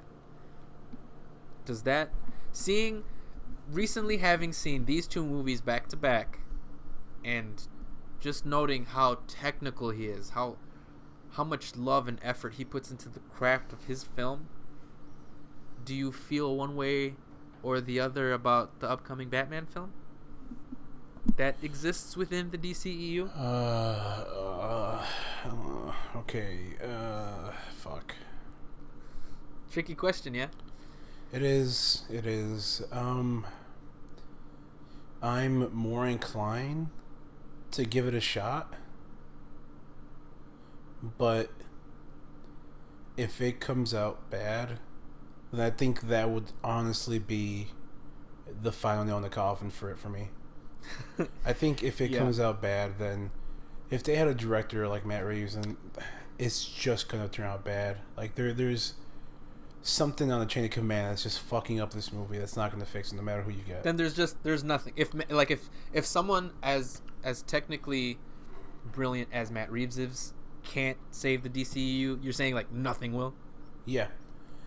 Well, yes, I talk shit on it, and everybody that's listening to our podcast can clearly see that I talk shit on it. I still have some hope.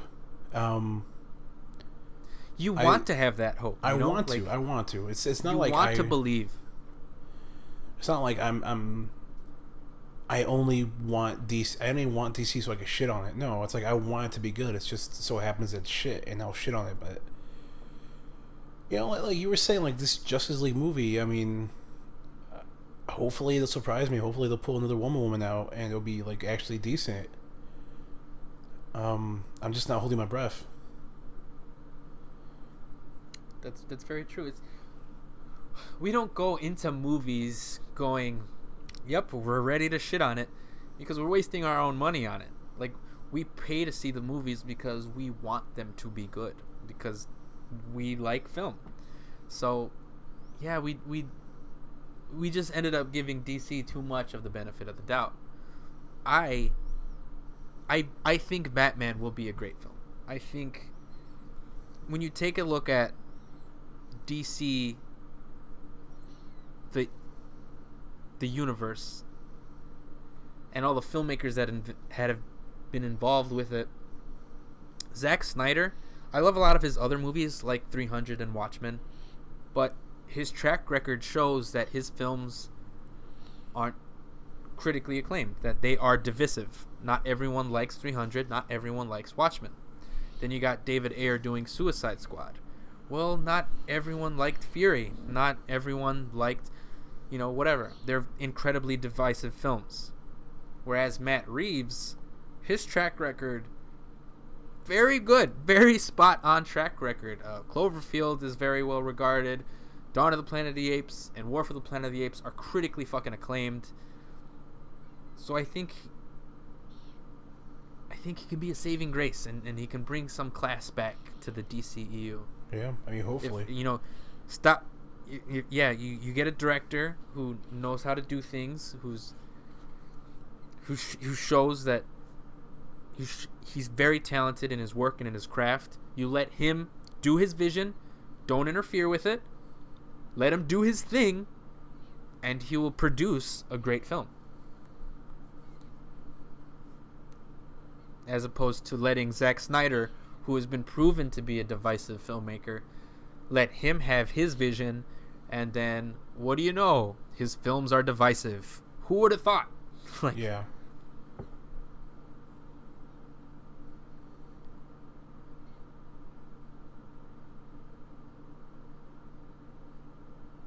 I think they announced a Deathstroke movie with Gareth Evans or Gareth Edwards. I get the two confused.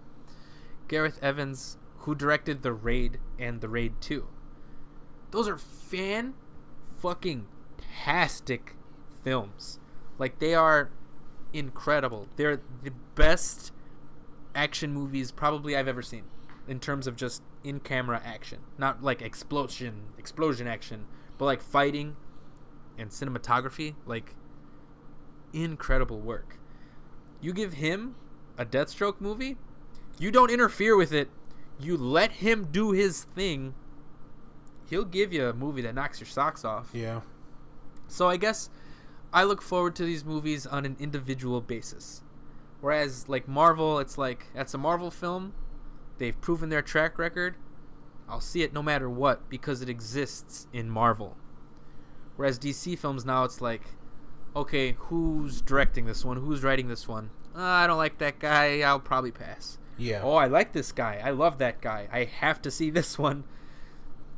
I mean, the DC films, they don't even feel connective at all, really. They're kind of just films that happen to exist within the same universe at this point. Yeah.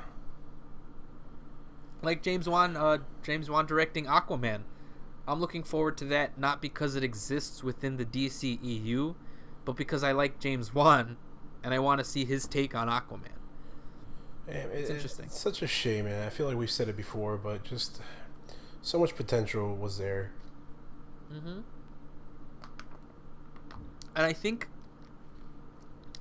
they've learned their mistakes. I think Justice League is a bit too late to reflect that they have learned their mistakes.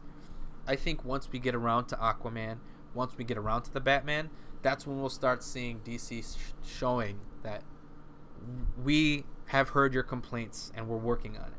Because Justice League was already being shot before Batman versus Superman was released. Like, they already had it. It was already... what that movie was going to be was already going to be that movie. So there's no escaping that. I think past Justice League, we can start seeing some better films. You know, I think just now it's a question of, is it too late? Like, to save it. It depends on what Justice League makes. And what do you think? You think it's gonna be a bomb, or you think it's gonna do pretty well for itself? No, it won't be a bomb. You got some of the biggest characters of all time. Well, I mean, relatively speaking. Do you think it's gonna, make what it should, or do you think it's gonna be short of what it could have been? I think it won't make what it should. What it should make is like $1.5 billion. Like $1.5 billion is what I think it should make. That's what its potential, I think, should be around. And I think it's gonna end up making $800 million, which is like half that. Yeah. So if it makes anything less than $800 million, I think it's time to call it quits. I think you already shot Aquaman. Sure, release Aquaman and do your thing. But if it doesn't make $600 million, then that's a flop. Because unfortunately, Justice League, its director left because of unfortunate circumstances with his family, and so Joss Whedon took over.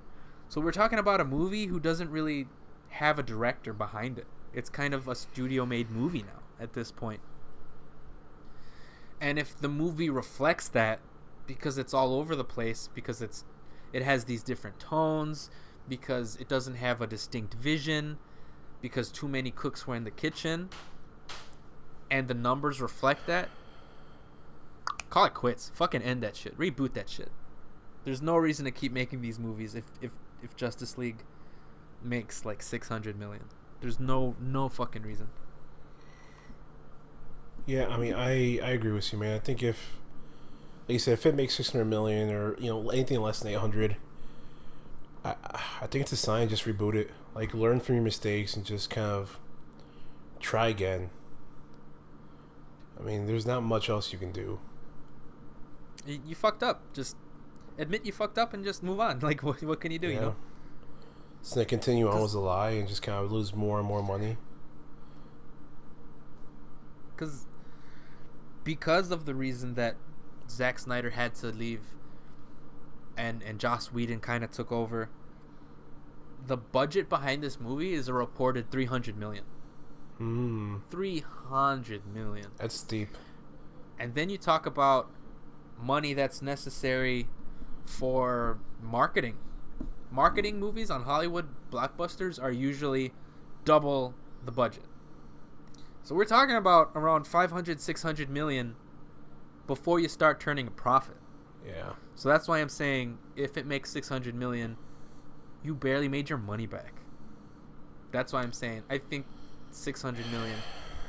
That's where you call it. Because I think Man of Steel made $600 million. Man of Steel was obviously made on a much smaller budget than that. So you can call that a success. if Justice League makes that, that's not a success, man. It's gonna be interesting to see, man, just how it turns out. Yep. I'll see it. I'll be there. I'll be there to review it. So what are you projecting, you think, for opening weekend? I think the official, not like the official numbers, because I think the predictions right now are set at around 120 at the lowest to around 150 million at the highest. I think that's about right. I think that's about right. I mean, people have been complaining online saying, oh, if it makes 120 million, that's a flop. It should make 200 million its opening weekend. Like, only 5 movies in existence have ever made 200 million. Yeah. And the DC films have been shitty, so you shouldn't expect it to make that much money. If it makes 150 million opening weekend, that's half its production budget. That's a good amount of cash. It just, if it makes that much money, what's more important is its staying power at the box office. How many people go see it in the second week, in the third week? How many people go to see it twice, a third time, a fourth time? That's what's important. And if it sucks, not a lot of people are going to go a fourth time, a third time to see it. And that's where it'll really make its money. So I think opening weekend numbers are fine. It depends on the upcoming weekends after that. Yeah. If it makes anywhere less than 100 million, fuck it. Movie sucks. Like, don't even worry about it. Movie's it's over. Flopping. Honestly, I feel like if it makes like right around 100 million, that's it. It kind of just Thor. A Thor movie made 120 million. If Justice League can't make that, your ship is sinking, my friend.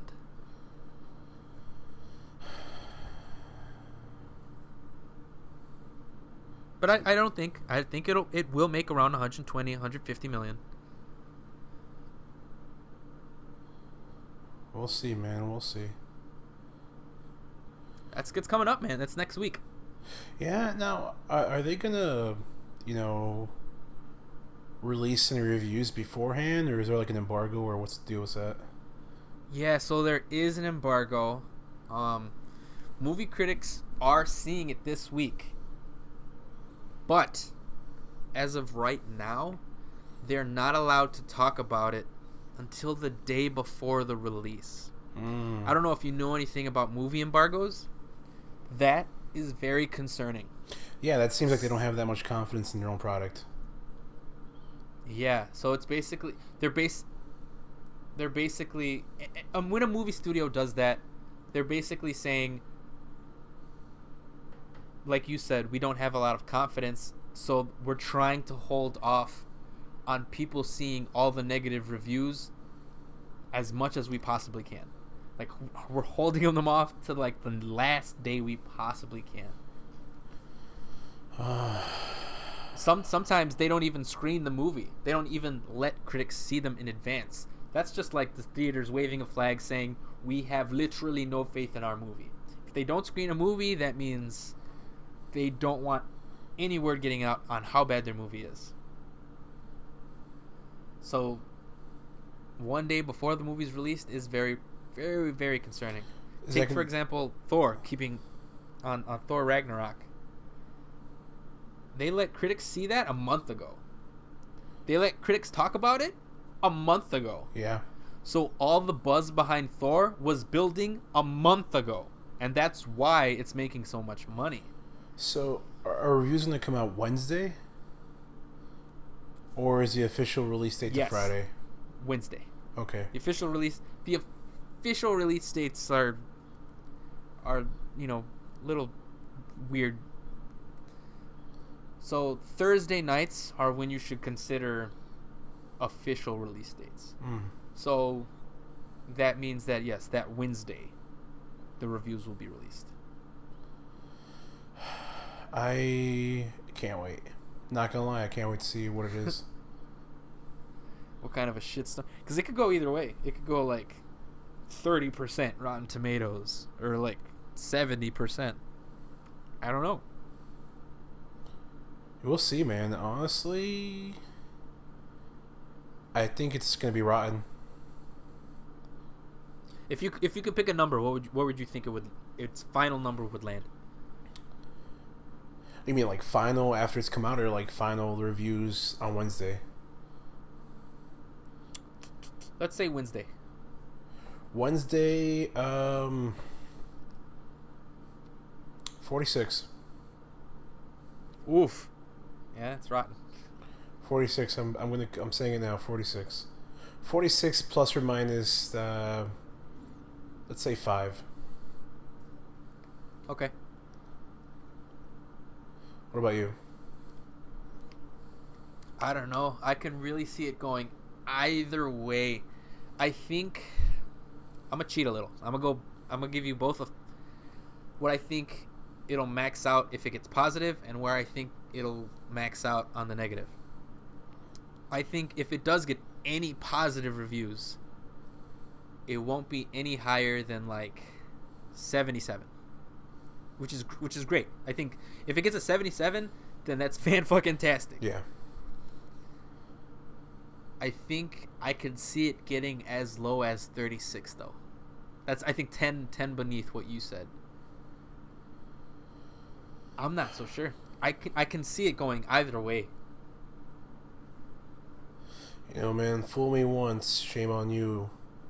Fool me twice, you can't get fooled again. You can't get fooled again. So, Fool me once, I don't know. I mean, we'll see, and I'm really curious to see how it works out. And I hate to say this because part of me feels like it's super unprofessional of me, but this is gonna be a movie that I decide to watch based on the Rotten Tomatoes score. Like normally I don't really care about that. Like I take it into like consideration, but if I want to see a movie, I'll see a movie. Your own personal taste, yeah. For this one, because I'm so disappointed in DC, and I just, it doesn't really matter to me. Based on the Rotten Tomatoes score, it's gonna be like if I want to invest my time and money into this movie. No, I don't blame you because of that, you know, fool me once mentality. I'm sure that's what a lot of people actually think. I don't blame you for that at all. If Rotten Tomatoes should not be your end all be all for no, absolutely whether or not not, you should see a movie. And like you said, it's not. It just so happens that DC has a track record of putting out shitty movies that end up getting Rotten Tomato scores. So if you have to decide whether or not you have to save your last $10 and it's on Justice League, a DC film, then it's like, all right, yeah, you might want to check that score. Especially if that score, more times than not, reflect your own opinion. No, I see that. Yeah, it's gonna be interesting to watch. It's gonna be an interesting week, man. Oh yeah.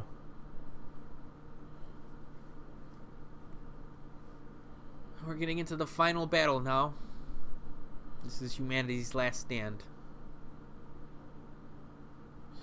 Not against the apes, but against ourselves.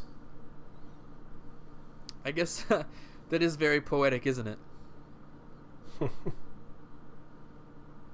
That's how we would go out. Yeah, amongst ourselves. I was wondering this whole time, where the fuck is Woody Harrelson? And they want you to think that. I thought he ran away, like he escaped, like he was some sort of coward, or like he wasn't prepared for this somehow. Yeah. Even though, you know, his personality proved otherwise the whole time, but I didn't understand why he would have went somewhere else. And then we get the reveal that, oh shit, it's affecting all these people, and it affected him. He's gone. He's lost his humanity. That hurts to watch. Oh, to yeah. watch someone literally lose their humanity. Because Caesar has it now. He can get his revenge. But now, what good would that do? You're no longer killing the person who killed your wife and your family. That's not him anymore. It's just He's like gone. a child. The person who did that is gone. Yeah. It's like he can't even recognize Caesar. It's like a part of him can and can't. Like a part of him doesn't comprehend what's going on, but that other part wants Caesar to pull the trigger. Yeah. He's so devoted to his own belief that he knows what he has to do, or he knows what has to happen to him. See, right here. Yo, okay, yeah. He does want to die.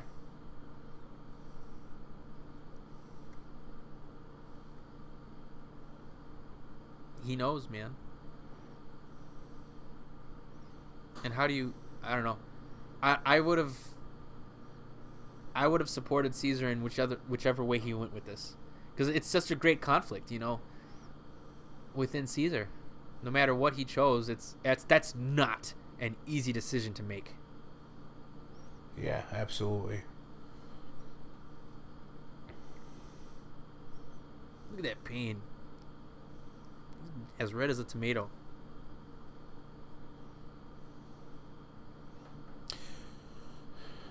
And correct me if I'm wrong, he lets him live, right? Yeah, he's gonna let him live, because just like at the beginning of the movie, and it's great circling back, Caesar is more than just an animal. He operates more on just his instincts, and he's not letting his vengeance get the better of him. See, I disagree. Acting. How so?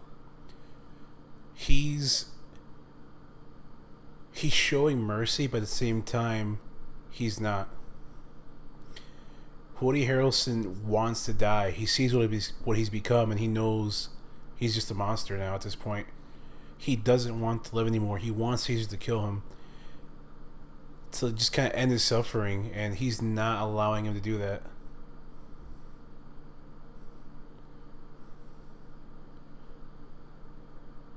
So you mean... I see what you mean. Letting him live, he has to live with his suffering. Yes. But he takes care of it himself in this scene. Yeah. That's a hard choice, man. Yeah. He's gone.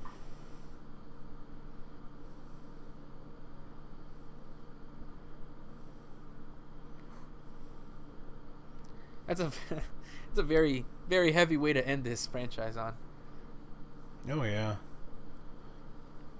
Very stark, very bleak, very depressing. So good.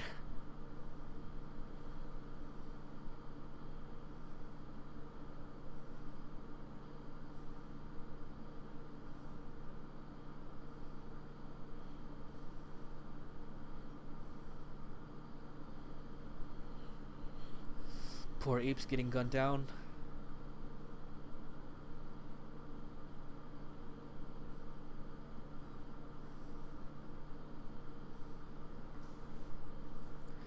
I can't tell if the white in Caesar's face is because of the snow or because of his old age. I mean, I don't know how long apes, what their life tendons.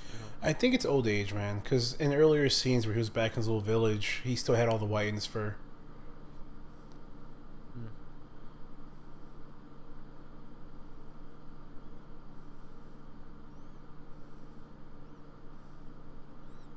Oh, Rocket. No, he's still alive.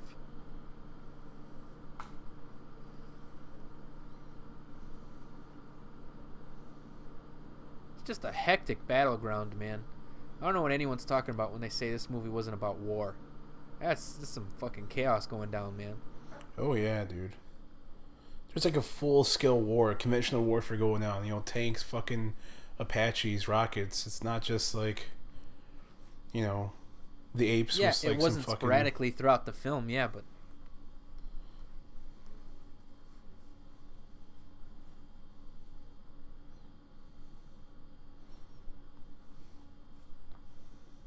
Caesar's literally running through being shot at.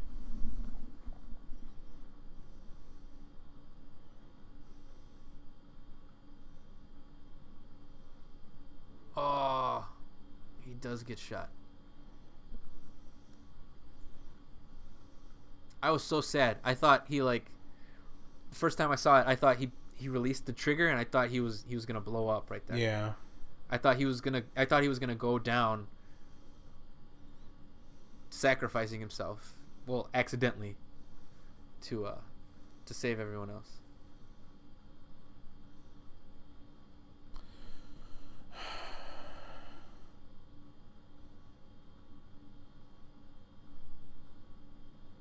And that's the fucking asshole that he set free at the beginning of the movie. Yep. What a dick. I'm glad he exploded just right now. Yeah. Like, I forgot that happens. It got me so happy. He just fucking exploded. 2,000 pieces.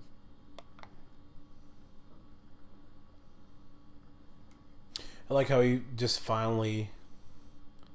Oh. Yeah. No, not like this. It's like he stood up. He stood up for what was right. At the end, man.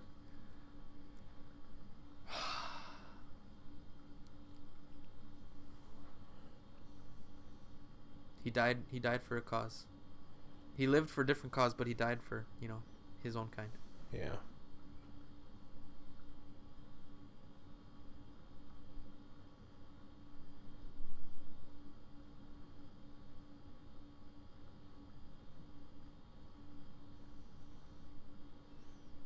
Look at that shot. That's great. That's amazing.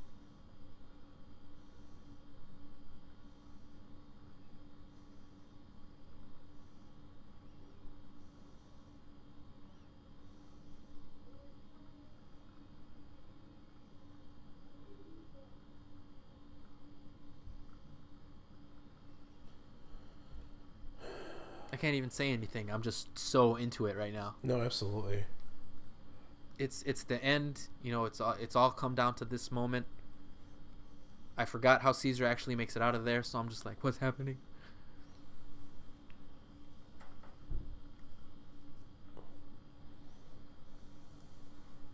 I forget, how does the avalanche start?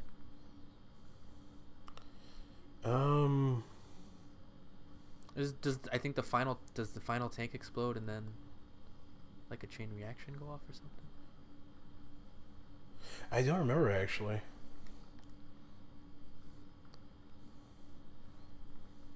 Yeah, there goes the final resources, like you said. If they had just waited maybe a couple minutes before just running into it, maybe they would have been alright. But nah. They run into their deaths. I mean, you have to think too, like, this is a massive stockpile of munitions. Like, this could potentially set them up to take over, you know what I mean? Yeah, they're jumping the gun a little bit, but still. They're excited, yeah. Yeah.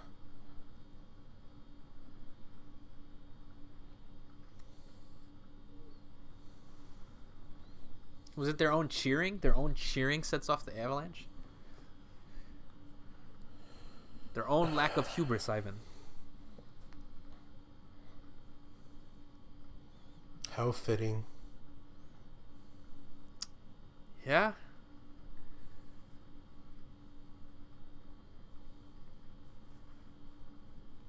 Caesar's looking at him like, you done goofed.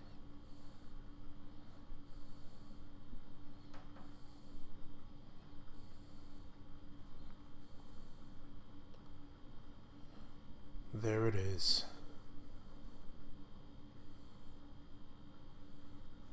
And they all run back. I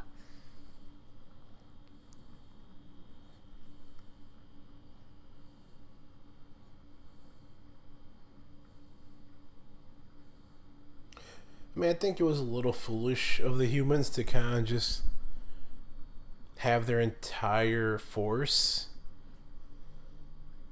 You know what I mean? Yeah. All of them? Yeah, absolutely. Jump the gun.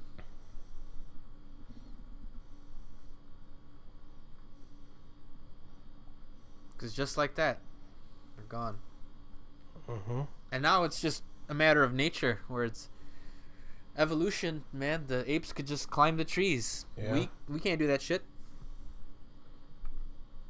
It's just what is it? The survival of the fittest.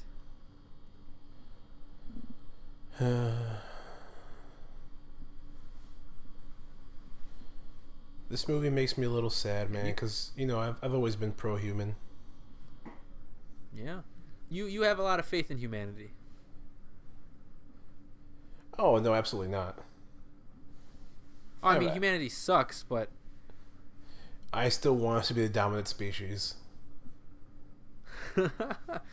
that's your selfish human. That's the you in there that would have died in the avalanche, because you would have been like, yeah, humanity, yeah, we won, we're badass, oh shit, there's an avalanche.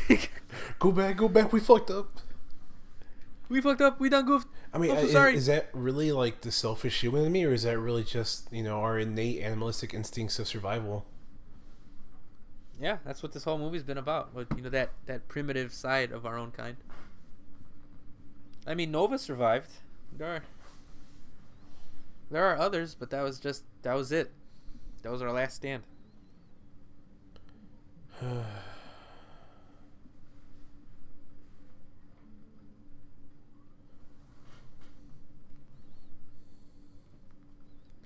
So yeah, even if they do go forward with like a remake of the original,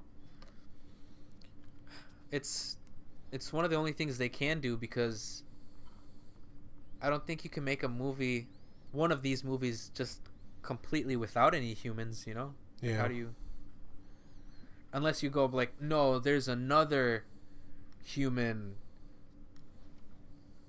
extremist group, and I don't want to see that either. No, I don't think so, man. I think if they encounter any humans, it's going to be like the de-evolved humans that have been taken over by the virus. Yeah. Go back like what you said. Tell some stories. Tell some smaller scale stories about what was going on when the virus was breaking out. Or just remake Planet of the Apes. That's the only way I can see it going forward. Mm-hmm. I'm sure there are smarter people than we are working on a clever story, though. So whatever they do, I'll watch it. Oh, absolutely, man. I'll be there opening night. Here, Moses has brought the Jews to the promised land, Ivan. I mean, Caesar brought the apes to the promised land, Ivan. I get it. The visuals. I get it.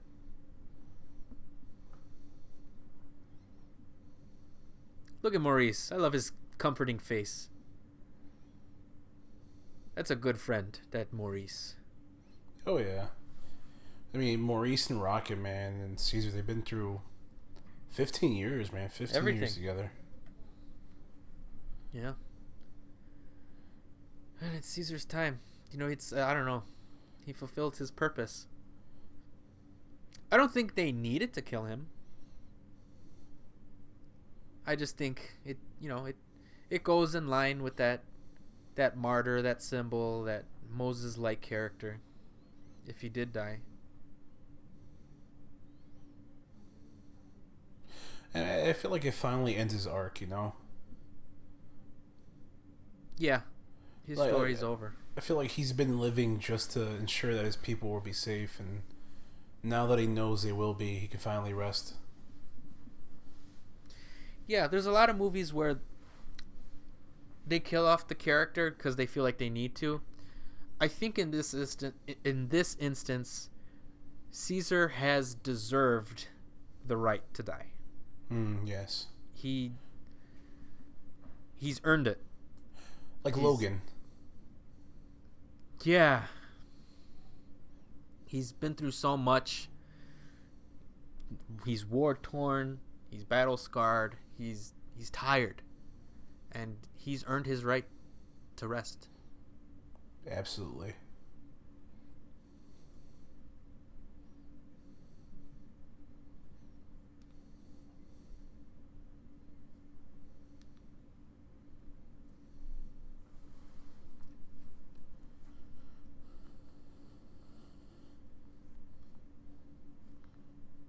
He lives on through his people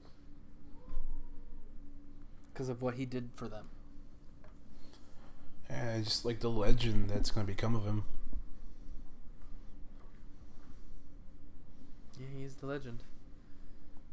Like I'm telling you, man, I'm interested to see Thousands of years,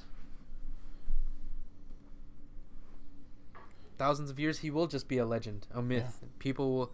Ape will question whether or not he even existed. Like I said, man, I'm curious to see how other like clans react to the fact that, like, the stories of Caesar, and whether he'll become like a symbol for religion or not. You know. Yep.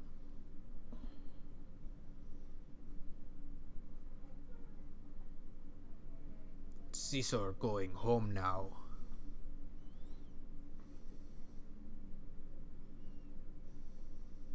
I mean, throughout these movies, we have literally chronologically gone through his birth to his death. Yeah. The movie starts with his pregnant mom and him as a baby. And to 15 years later in universe, we see him give his final breath.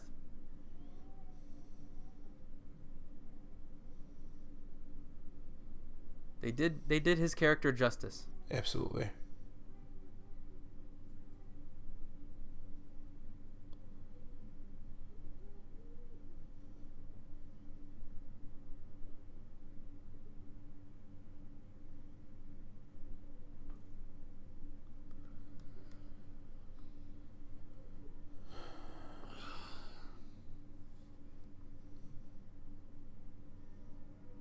Yeah, man.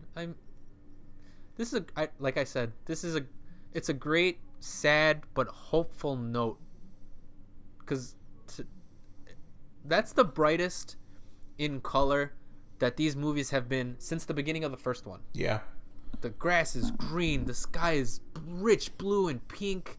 The sun is brightly shining. There's hope. It's the brightest. There's hope, right? So I do think that would be a nice bow to end the franchise on, if they chose not to go anywhere with these movies. I think it's a great shot to end it on. Yeah, absolutely.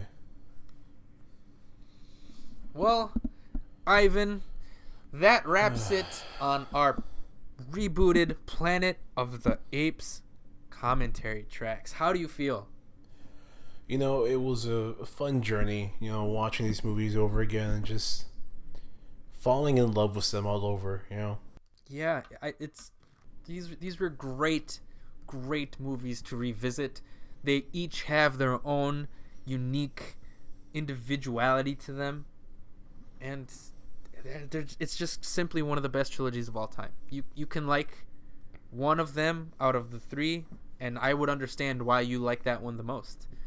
They're so stylistic, and they're deep and filled with cool themes, and it's just very well put together. I'm very glad we got to rewatch these movies. Absolutely. And, you know, hopefully, you know, people who haven't seen the series before will watch it because of our podcast and, you know, just get to share in that experience with us. Yeah, thanks for anyone who actually did watch our commentary tracks and watch these movies with us, because these movies are very near and dear to our hearts. They truly are. And so I'm glad we got to share our thoughts with you. If you're watching us on YouTube or listening to us on SoundCloud, feel free to like and comment on our videos. What would you like to see us do? If you want to donate to us at all, you can do that at Bandcamp. We are available at Bandcamp. The best way to support us is through any donations through Bandcamp, simply at Not the Best Podcast. You absolutely do not have to. It is not required. We will not judge you. It does help us out when we have to rent out these movies every now and then. And yeah, and of course, you can find us on iTunes as well. Anything else you'd like to add, Ivan? No, man, I'm all set. Once again, I appreciate everybody who listened to us and support us. Like David said, feel free to leave us a comment or anything, honestly, and we really appreciate you guys. Thank you.